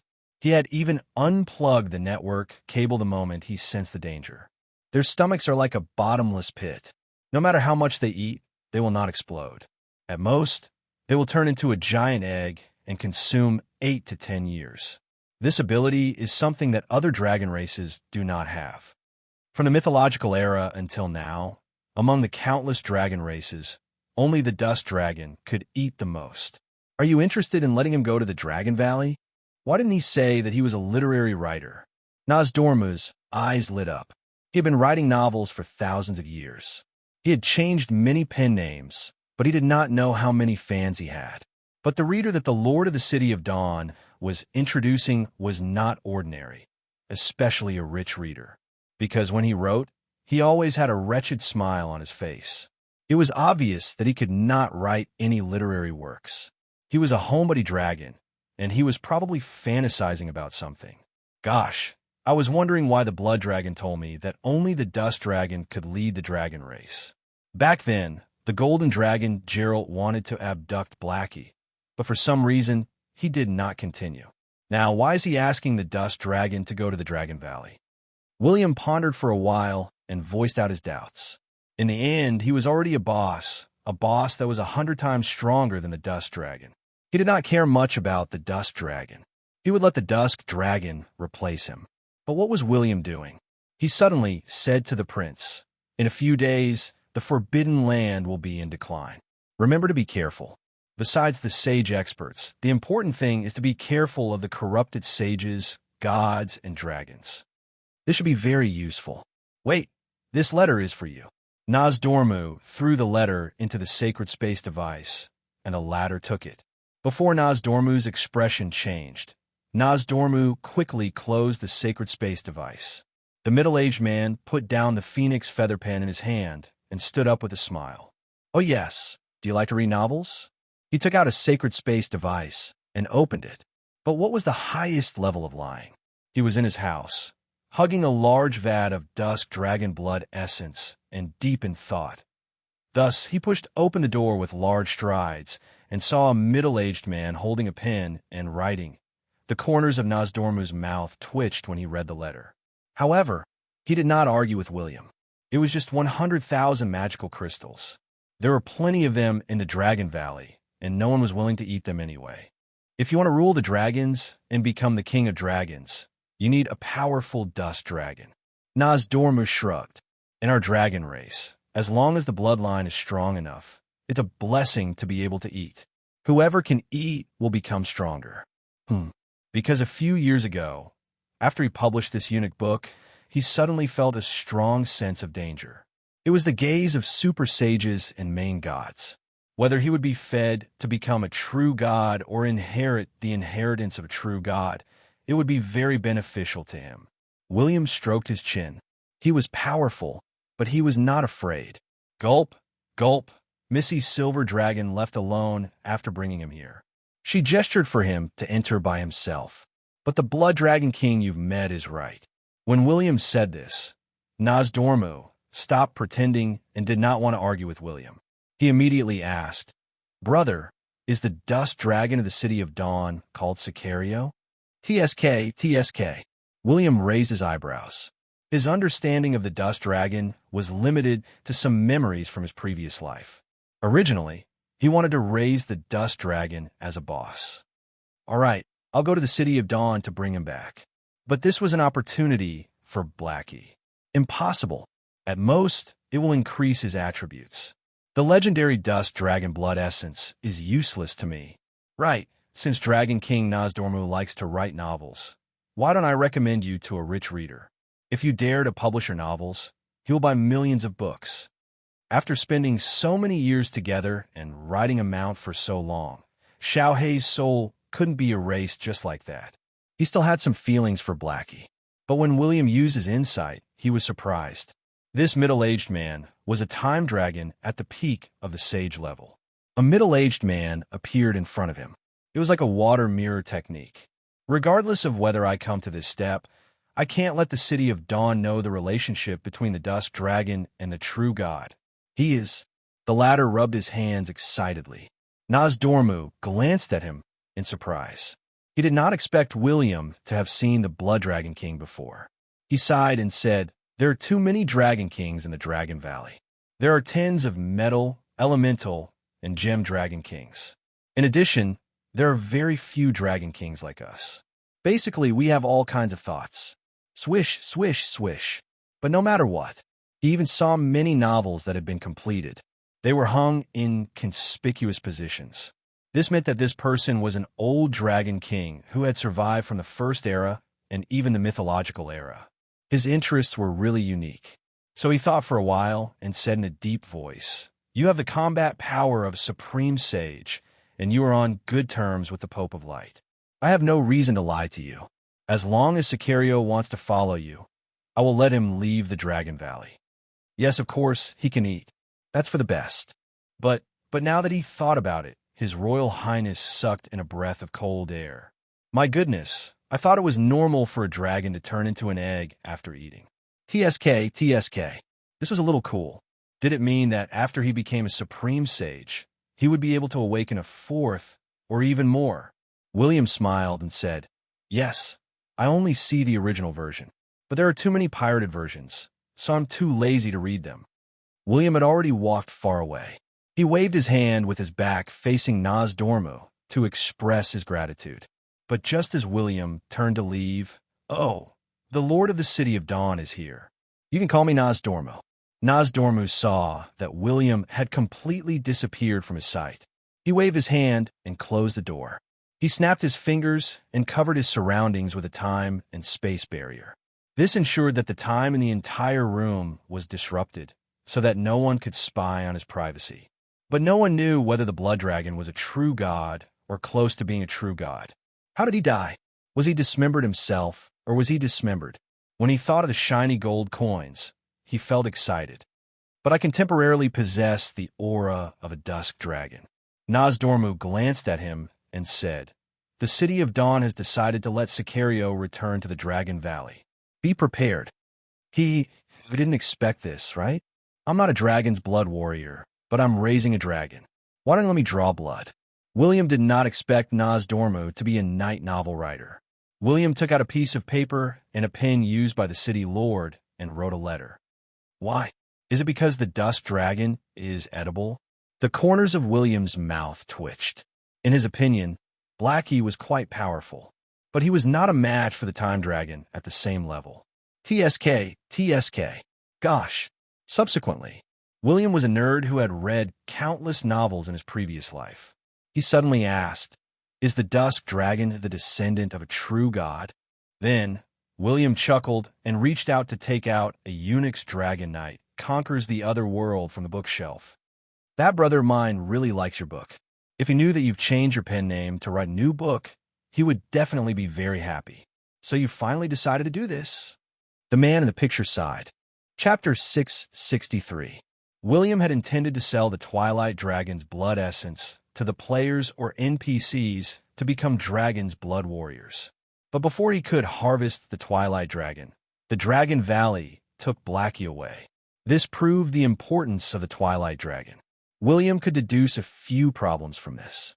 The Dragon Valley knew that the Twilight Dragon was in the City of Dawn, but they did not take it away. This meant that the Dragon Kings had their own interests in mind, but they did not want to kill the Twilight Dragon. This meant that Blackie still had a place in their hearts. How should he put it? This was what it meant to be the son of an emperor who had wandered outside. No matter how annoying he was, his bloodline was still here. He was the natural king of 10,000 dragons. Since the beginning of the First Era, there were many Dragon Kings in the Dragon Valley, but they did not have a leader. Even if they had hidden their strength, they could not compare to the humans and the Seraphin. In addition, they had taken Blackie away at this time. This basically proved that as long as William entered the core area of the fallen real body land, he would definitely be able to sense the aura of the true God and Blackie. This would allow William to discover the truth. But William still let the Dragon Valley take Blackie away. He sensed a trace of killing intent. It was not directed at him. Instead, it was the dragon race's desire to kill Blackie. Nozdormu seemed friendly and said that it was fine if William did not hand over Blackie. However, William had a feeling that if he did not hand over Blackie, the dragon race would definitely kill Blackie in the City of Dawn. This meant that if the dragons could not obtain something, the dragons could not obtain it either. Harming others without benefiting oneself, the dragon race would definitely do such a thing. In this case, it was better for William to take the initiative and let Blackie enter the Dragon Valley. William did not believe that there was any brainwashing technique that was more powerful than his soul control. Yes, he was not confident in himself. He was confident in Noyce's holy soul magic. Time flew. 7 days passed quickly. Blackie did not know that he had been sold for 100,000 magic crystals before he was brought to the Dragon Valley. William had befriended many gods and sages in the alternate dimension. It was a pity that the Face God's gift was more effective on women. Even if this group of male Holy Realm experts developed a favorable impression of him, it was possible that it would slowly decline in the future. The key was that the wills of the saints were even firmer, and they could even sense why she had a good impression of him, and thus sense her suspicions. And on this day, when they walked out of the alternate dimension, they could clearly sense that the crazy will of the impassable continent was fading. The Rune Mage did not hesitate and immediately called for everyone to head to the core area. The core region of the place where his true body had perished was still a blood-red sky and land. However, even though the aura of madness had lessened, it did not mean that they would be able to relax. Because in this core area, not only would many saints feel a suppression that surpassed the level of life, making it impossible for them to easily fly into the sky, but the power of laws that was exposed outside would also greatly reduce their combat power. It could be said, they changed from walking humanoid nukes to walking humanoid missiles. Fortunately, every team took a different route to the core area. It was not only because they wanted to encounter the Rule Fruit, but also because the Rune Mage, who was at the pinnacle of the impassable continent, had come to the core area a long time ago. They were considered as guides and had their own planned route. However, it was precisely because of this that the leaders of some saint teams were not too trustworthy. It was the same for William and the others. They were afraid that the Rune Mage would deceive them if he encountered any incredible benefits.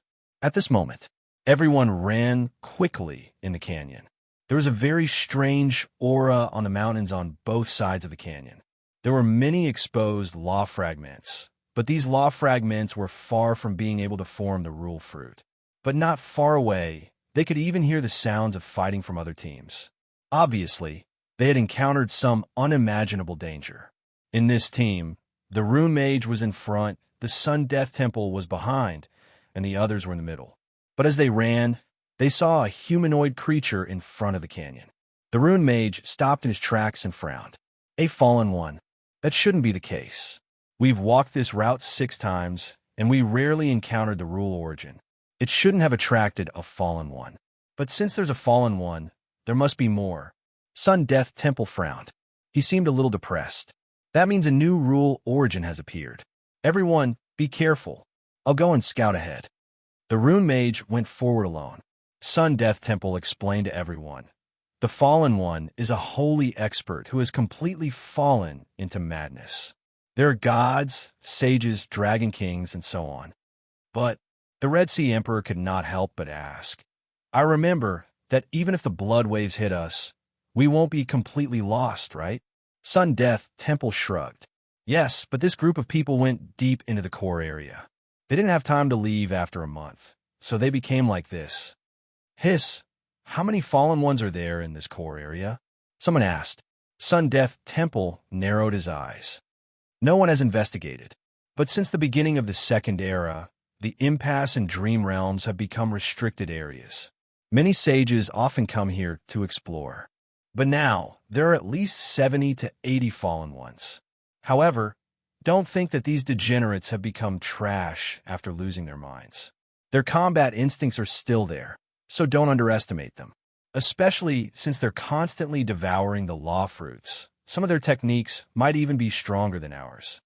As he spoke, suddenly, there was a burst of exaggerated energy fluctuations in front of them. Various types of energy spread in all directions. The Rune Mage roared at the same time. William and the rest followed closely behind. The Rune Old Man had already formed a rune storm around him. With an unstoppable momentum, the three fallen sage experts were forced to retreat. Even though the three of them had multi-element endowments, they were still no match for the Rune Old Man. The Rune Mage's body turned into a rune body. His entire body, eyes, nostrils, and even every inch of his skin and bones were covered with mysterious runes. In this manner, he weaved through the attacks of the three fallen ones and fought them unscathed. Or rather, the runes on the Rune Mage's body had an unimaginable defense and absorption ability. The enemy's attacks were like clay oxen entering the sea. Not only could the runes absorb the energy attacks of the three fallen ones, but they could also absorb the kinetic energy from their skills. The expressions of William and the others changed. It was the first time they had seen the Rune Mage in his combat state. But then again, his rune body had an unimaginable defense. It was not inferior to William's invincible golden body. MMP. Sure enough, an outstanding mage would have a heaven-defying defense.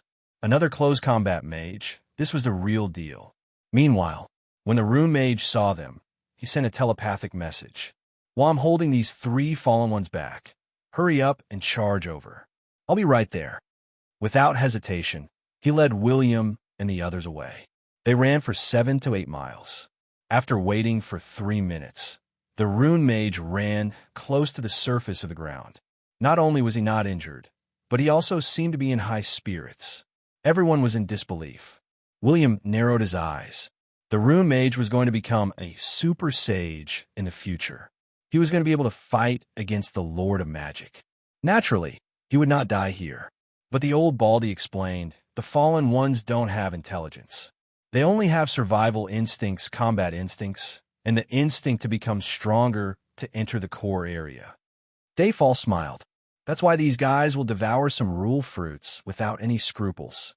That way, they'll have many innate attributes and battle styles of various attributes. But this information shocked many people, because the fallen ones had an additional ability that they could not have. It was endurance. Even if they were sages, as long as they were not born with endowment attributes, they could use other methods to awaken more endowment attributes in the future. Then, they would be under greater pressure, and their bodies might even explode. For example, the Red Sea Emperor. He had awakened an additional spatial endowment, and he had reached the pinnacle of sages. But since there was no upper limit to his growth, why did he not give up and continue to become stronger? He had no choice. He could not bear it. The more different attribute rules there were in his body, the stronger his body and soul needed to bear it. William's body and soul were fine, but the Red Sea Emperor was a grand sage. He could not awaken an additional attribute endowment.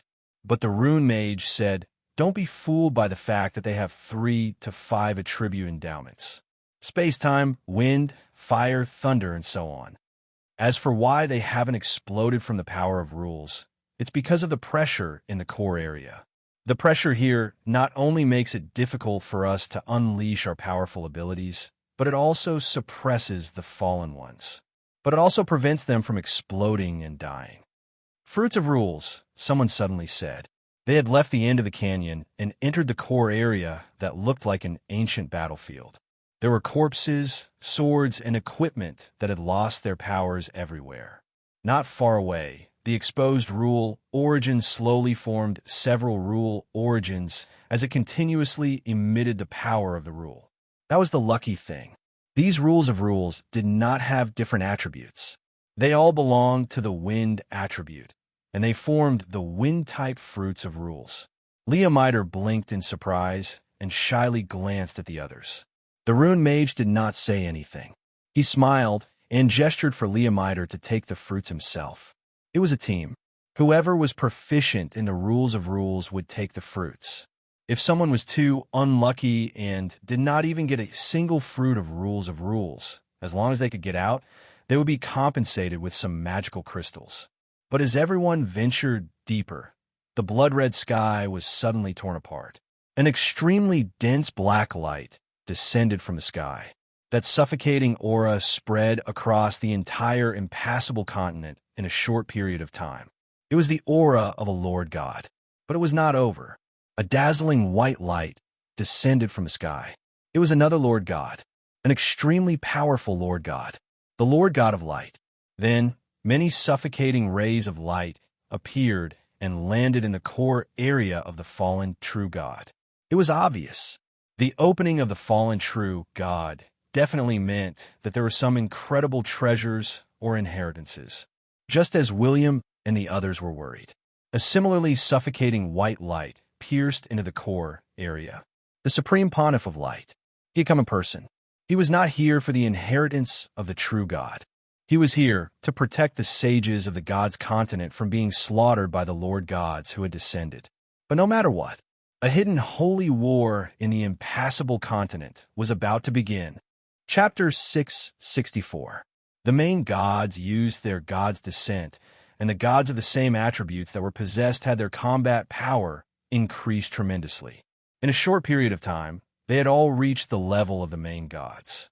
The arrival of the Supreme Pontiff of Light did not cause the main gods to start a massacre. Or rather, they did not intend to kill the other sages. Instead, they transformed into rays of white light and disappeared. They flew towards the central region of the true God's remains. As for the Holy Father of the Light Church, he did not take any action, nor did he participate in the fight. William and the others looked at each other. The arrival of the main gods had completely eliminated their schemes, and they could peacefully plunder the nomological fruits. The current situation was very obvious. No matter what treasures were left behind in the true God's remains, they could not obtain them. The rune mage sighed. He could only helplessly say, at least 13 main gods have God's descent. This means that the teams of many gods have basically disbanded. Hence, we will have less competition on our way to find the nomological fruits. Let's hurry up. I wanted to bring you around, but now we don't have to think about it anymore. Everyone nodded. They widened their eyes and used their search skills to search for the nomological fruits that had been exposed. For example, the nomological fruits that William had. Even if he did not devour them completely, he could absorb the essence of the nomological power to make himself stronger. If he had to describe an object, it was the legendary experience pill. A large nomological fruit could provide 1 billion experience points. A medium nomological fruit could provide 500 million experience points. A small nomological fruit could provide 100 million experience points. Of course, these were fruits of different attributes. If William could find a fruit of the same attribute, even if it was a small one, he could obtain 300 million experience points. A large one could even provide 3 billion experience points. However, William was now at level 360. He needed at least 100 billion experience points. Even if it was a large thunder nomological fruit, he would need to find 33 of them to level up to the supreme sage level. However, William was confident in his luck. He was not interested in using these fruits to level up. He only wanted to find a few more so that he could sell them at a high price when he returned to the God's continent. Other things aside, these fruits would definitely be many times more expensive than magical crystals. 7 days passed quickly. Perhaps it was because the rune mage had chosen a good location, or perhaps it was just too ridiculous, but the 6 of them had picked up a total of 28 rule fruits, which included almost all rule fruits. However, none of them were from the thunder element. All of them had satisfied expressions on their faces and completely ignored the prince's gaze. Hence, when the dying sun picked up the 3rd fire rule fruit, the prince's face darkened as he said, "You guys have fun. I'm leaving. Goodbye. Yes, I won't see him. Please don't make me stay." The mouths of the other saints twitched. In the past 7 days, they had encountered other sage teams. However, as the combat power of both teams was similar, they did not fight. However, the Lord of Dawn City had followed them for 7 days in vain, and he had to watch as they took away all the nomological fruits. The rune mage hesitated for a moment, then coughed lightly and said, "Let's wait a little longer. It's only been 7 days. In 2 more days, there'll definitely be a Thunderlaw fruit. If you go out now, you'll definitely run into other deities and saints. If they see you alone, they'll definitely attack you. Yes, let's wander for a few more days." Bah! The prince was enraged. He could not help but roar. Am I doing this for a Thunderlaw fruit? 3 days in a row. On the first day, I sensed that something was amiss. It's been 7 days, and you're still making me wait. You guys have fun. I'm leaving. If there's a B asterisk starred who dares to rob me, I'll be very happy. William laughed coldly. If he couldn't use the luck method, he would use the robbery method. That was how night novels were written. If the protagonist could not find any treasures, he would, of course, rely on robbery. Anyway, no matter what, he wanted to take the benefits of these 7 days from the hands of others, with interest included. I've never suffered a loss in my life. Hence, the main road faced the sky, and they went their separate ways. The team continued to plunder according to the route of the rune mages. William ran in the opposite direction. As he walked, he muttered, "If I walk alone, even if I can't find the Thunderlaw fruit, I can keep the other fruits for myself. At the very least, I can gain some experience points. If I follow you guys, I won't gain anything. If I don't know better, I might think that I'm here for a vacation." The core region of the fallen god's true body had a lot of pressure. It prevented people from flying high into the sky, and the range of various exploration skills was also reduced. Unless William had the power of a transcending sage, he would not be able to do this. The 10 seconds of the transcending sage body card inspection was very precious. The prince did not dare to use this method to plunder the fruits of law, but he had a saint's soul. Other gods and sages would hide their souls in the cracks of their bones for fear of being hurt. But William's saint soul was equipped with a sacred soul device, and he could change between reality and illusion. This was his super ability to search for the fruits of law. When the prince looked behind him, he discovered that the rune mages and the others were no longer in his sight. A saint's soul that shone with golden light walked out of his body. Swish! He turned reality into illusion. The illusory saint's soul floated high into the sky. He was a living target. As long as it was a saint with long-range abilities, he would be able to deal a fatal blow to him. But the prince was not afraid of being beaten up. He wanted the saint's soul to fly higher. Then, he controlled the saint's soul to search for the fruits of law while attentively drawing a map. He felt that the gods would not be able to take away all the fruits of law in one go. He might have to come here again in the future. It would be beneficial to prepare in advance. 10 minutes, 30 minutes, 1 hour. The saint's soul wandered in the sky for 3 hours. Finally, William's eyes lit up. He ran over with tears streaming down his face. He picked up a small fire fruit of law. It's a good start. With 1 fruit, there will be a second one. But then again, is my luck really that bad? I walked alone, and the saint's soul acted as a satellite in the sky. but I only found a small fruit of law after 3 hours. The prince's mouth twitched. The luck points on the attribute panel were too realistic. The asterisk MN. I'm so angry when I think about it. Is the goddess of luck useless? She's my wife's best friend. Why doesn't she give her some luck points?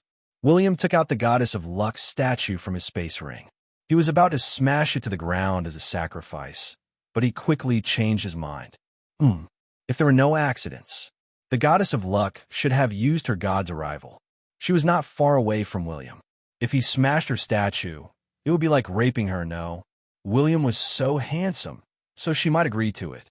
Hence, this description was a little problematic. Forget it. I'll pray first. William stroked his chin. He was now a sage. If he prayed to the goddess of luck, it would be like whispering in her ear. She would definitely notice it. In addition, after Moses became a sage, he had met the goddess of luck and goddess of misfortune. Even if William did not reveal his identity as Odin, she would still give him face. Let's do it this way. William took a deep breath. He took out a table, offerings, and other items from his space ring. He placed the goddess of luck's statue on the table. Then he bowed sincerely. Goddess of luck, my wife's best friend. Do you dare to temporarily increase my luck points so that I can pick up some rule fruits? Meanwhile, the goddess of luck, who was in her god's arrival state, did not make any abnormal movements. But the goddess of luck, who was in the divine realm, could clearly sense that someone in the impassable continent was praying to her. She could not help but look. She was shocked when she saw it. Who's this guy? Oh, he's the lord of the city of Dawn. He's Moses' boyfriend. He has become a sage. Why is his luck still so bad? The goddess of luck, who was wearing a long pink robe, covered her mouth and inhaled sharply. She did not expect that there would be such an unlucky guy among the sages. But then again, even though he was unlucky, he was still quite handsome. But just as she was thinking about whether or not she should cheat on C, the goddess of bad luck ran over barefooted. She hugged the goddess of luck's slender waist and rubbed her back. Then, she followed the goddess of luck's gaze and saw William, who was yawning and waiting for a reply. Oh, is Moses' boyfriend praying to you? As the goddess of bad luck spoke, her two small hands started to attack certain parts of William's body. The goddess of luck hurriedly dodged. She smiled and said, Yes, I still remember that he prayed to you. All men are liars, and he's a liar among liars. I gave him luck for nothing. In the end, I didn't even absorb any benefits from him. I was so angry that I cursed him. The goddess of bad luck was still a little angry when she thought about it. The curse did not hurt William at all. She stretched out her small feet and kicked the goddess of luck's butt. Sister, are you going to give him your blessings? The goddess of luck, who was wearing a pink dress, narrowed her eyes. She turned her attention to her avatar, who was in the state of God's advent. Suddenly, she nodded. Yes, I'm going to give him luck halo. You too. Let's work together to give him a super luck halo. Why? The goddess of bad luck did not understand. Why would she do such a strenuous and unrewarding thing? Isn't he trying to get lucky? What's the greatest benefit in the place where the true gods perished? The remains of the true gods. The goddess of luck nodded. Yes, but if we want to benefit from it, we can't just rely on our strength. But you should know that this little guy has the battle prowess of a transcendent saint, right? Then we'll give him enough karmic luck so that he can get close to that place and do his best to disrupt the situation there. In any case, with our strength, it'll be very difficult to obtain anything there, but as long as we don't let those old bastards get anything, we won't lose anything. The goddess of bad luck looked at her sister in a daze. She couldn't help but stretch out her hand to touch the goddess of luck's head. Sister, that's how it works. Are you horny? Get lost, you little b asterisk tch. The goddess of luck was speechless. Are you scolding me? Come on, take off your clothes and fight. The goddess of bad luck's clothes slid off her graceful body, and holy light shone. William did not know that an indescribable battle was taking place above his head. He only looked at the notification in bewilderment. Ding dong. Prompt. The goddess of good luck and the goddess of bad luck have blessed you together. Prompt. You have obtained super luck halo. The duration is 23 days. He glanced at the attribute panel. Luck points? At this moment, William was deep in thought. He was very sure. The two goddesses did not have a good impression of him. But what the heck was this super luck halo? Could it be that super luck represented super misfortune? In an instant, William understood the intentions of the two goddesses. They definitely wanted him to get close to the remains of the true gods. But one had to know one's limits. William laughed. He decided to take the opportunity to plunder the fruits of rules. Get lost. Even if they drew a map for him, he would still be able to bring it with him. He did not believe that he would be able to get to the remains of the true gods. Chapter 665. Ever since William had obtained the super luck halo, he had embarked on the path of marrying the goddess and picking up the fruits of regulation. What was it about obtaining a small fruit of regulation in 3 hours? Take a look at one fruit of regulation in 1 hour. It did not seem to increase by much. After all, he was only one person. He had 2 pairs of eyes, saint souls. Even if he searched for the fruits of regulation without rest, it was difficult to find 24 fruits in a day. But it was still safe to find 13 fruits in a day. But since I've guessed what the goddess of luck is thinking, I have to be careful. The key is to be cautious. I can't be reckless. Some places seem safe and secure, but the next step is a space crack or a teleportation portal. If that happens, I'll be teleported to the vicinity of the corpse of a true god. It was the 13th day since he arrived at the core region. William had maximized his luck points, but he had not encountered any robbers. This made him a little sad, as it did not match his tone. It seemed like he had obtained more than 60 fruits of regulation, which was a lot for a single person. But if he had chosen to plunder, he would have obtained more than 100 fruits by now. Praying to the goddess of luck was a mistake. He should have chosen to plunder. While he was muttering to himself, a large fruit of regulation that was flashing with electric arcs suddenly appeared before him. Gosh, I've finally encountered a large experience pill. This web game is too fraudulent. If I can transmigrate, I'll definitely report them. William carefully surveyed his surroundings. He used his saint soul to observe the area within a radius of thousands of meters to ensure that there were no traps nearby. When he was less than 10 meters away from the fruit of regulation, he threw some stones and skills around the fruit. Swish, swish, swish. Pa, pa, pa. There were no spatial fluctuations. This meant that there were no space cracks or teleportation portals. William heaved a sigh of relief. He used his most arrogant and cautious movements to carefully pluck the large fruit of regulation. When the fruit was in his hands, William laughed. He had obtained 3 billion experience points, which was equivalent to completing an A-level mission. Just as he was about to return to where he had come from, his eyes instantly widened. F***CK, another one. William suddenly saw a narrow cave. Inside, a large thunder rule fruit was glowing. The thunder rule emanating from the fruit had an extremely dense aura. In reality, after the rule fruit was removed, the power of the natural laws wouldn't disappear immediately. NPCs could cultivate here with half the effort, and players could earn a lot of EXP every second just by standing here. It was the equivalent of a leveling area in Hot-Blooded World. However, there was a 30-day countdown timer in the core area, so they couldn't stay here for too long, especially since there was a high possibility that new Fruit of Law would be born here in the future. This was also the reason why he wanted to draw a map. The Crown Prince swallowed his saliva and used his soul perception to check. After confirming that there were no problems, he shrunk his body to the size of a 5-year-old boy and walked over with adorable steps. Swoosh! His little hand grabbed another large fruit. But before he could come back to his senses, he discovered that there was another one in the depths of the crack. No, it wasn't just one, but many large Thunderlaw fruits. The Thunderlaw origin there was so dense that it made one's hair stand on end.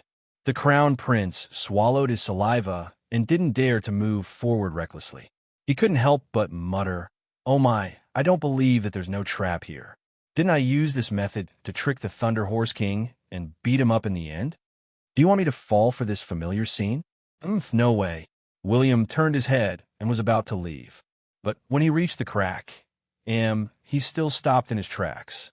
The Crown Prince turned to look at the 3 large Thunder Law fruits. They were worth 9 billion EXP, which was equivalent to completing an S-level mission. However, completing a mission would take many days or even a few months. These 3 fruits would only take a few seconds to complete. I'll bet on it.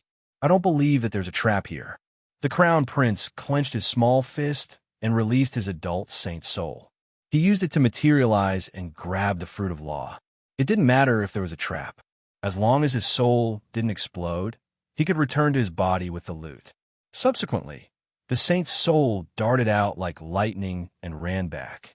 He obtained the 3 large Thunder Law fruits. But after William kept them in his space ring, he fell into deep thought again.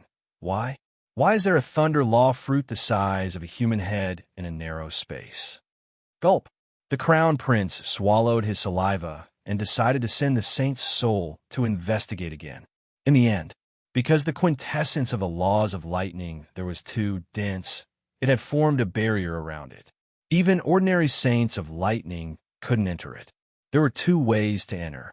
First, he could violently smash open the barrier. Before the fruit exploded, he could quickly keep it. The second way, he could use the perfect elemental body to sneak past the barrier and easily take the fruit away. I can use the perfect elemental body once every 24 hours. Do I use it now? No. At most, I won't wander around for 24 hours. William made up his mind. His body instantly transformed into thunder. His eyes were filled with greed. He didn't care whether it was a trap or not. The perfect elemental body meant that he would lose his flesh and bones. His entire body would be made of thunder. It wasn't the previous 50% or 80% Thunder Law body. At this moment, the Crown Prince exuded a supreme, sage aura. He easily crossed the barrier and arrived at the dense Thunder Law origin. Ding dong. Prompt. If you stay at the Thunder Law origin for 1 hour, you will obtain 10 million experience points. What? William was taken aback. He could feel the Thunder Law origin surging into his body, making him stronger. It was also commonly known as experience points. But he decided to take the Thunder Law fruit the size of a human head first. Ding dong. Prompt. You have obtained a large Thunder Law origin. Prompt. Devour this item. Besides obtaining the experience points, there's a chance to activate a new Thunder Endowment. Or your Thunder Endowment can be upgraded. Oh my, it's that powerful? William inhaled a breath of cold air. He scanned his surroundings and discovered that there was nothing suspicious in this space that was less than 30 square meters. He decided to train in seclusion here to gain some experience points. He would leave when he finished absorbing this space. William sat cross-legged and took out a small Thunder Law fruit to devour. Information kept popping up on the information panel. The ding-dong-dong sounds were very pleasant. In 10 seconds, he gained 300 million experience points, and His Royal Highness had a total of 13 of these small fruits. Gulp, gulp, gulp. He devoured all of them. 9 billion experience points. He did not level up. It was perfect, but he still had 6 medium-sized fruits. After devouring all of them, he would gain 6 billion experience points. That was right. He did not level up. But after he devoured a large fruit, he gained another 3 billion experience points. In addition to the experience points provided by the players, it was enough for him to level up once. He had no choice. If he wanted to level up, he would need more than 10 billion experience points. I once said that I needed 100 billion experience points to become a Supreme Sage. I miscalculated. It should be 1 trillion experience points. But he was the kind of person who would not level up until level 10. Hence, he was thinking of the sea when he muttered to himself. However, William did not dare to imagine the experience points of the large Thunder Law fruit. A total of 20 billion EXP was swallowed by him in one gulp. The indescribable Thunder Law continued to merge into his body. It seemed like a new Thunder Endowment would be born in him. He did not know if it was due to a lack of stamina. The new Thunder Endowment was faintly discernible. It seemed like it was about to disappear. William hurriedly drank a mouthful of the magic source of the World Tree. He tried to stop the duck that was about to fly away. In the end, he He did not know if the super luck halo worked, or if his perfect elemental body worked. Ding dong. Prompt. The thunder source in your body is extremely rich. You will obtain the endowment Thunder King. William was stunned. What the hell was that? Yes, that was the name. What the hell was that? How did he transform into the Thunder King? It sounded a little weird. He seemed to be a magic type, but then again, whether it was a Lord God or a Supreme Sage, as long as one reached this realm, it did not matter if one trained in battle energy or magic. In this realm, one would be able to completely control all the abilities and techniques of the element. For example, the Thunder God was a close combat lord, but when he became a Lord God, he would be equivalent to a Thunder Magic type Lord God. This gave people the feeling that he was proficient in everything. Therefore, you can totally imagine how explosive Moses' combat power will be when he becomes a transcendent saint. But he was not a supreme sage yet.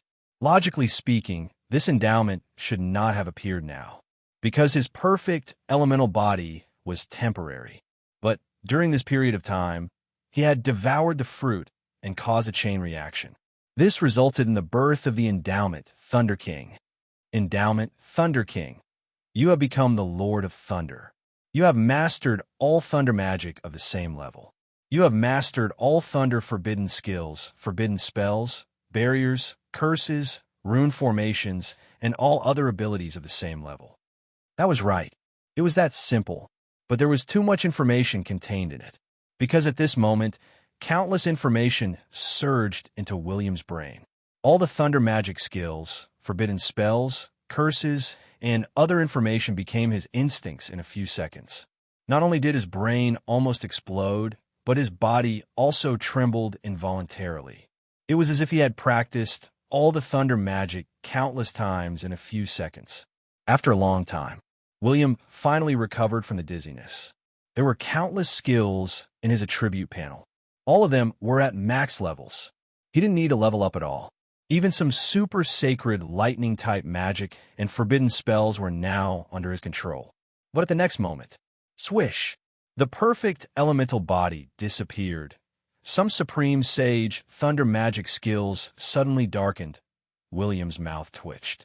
But his eyes were shining, not to mention anything else. Until now, he did not have a supreme thunder close combat skill. But if he could use the perfect elemental body, he could instantly transform into the Thunder King. Why become a ranger?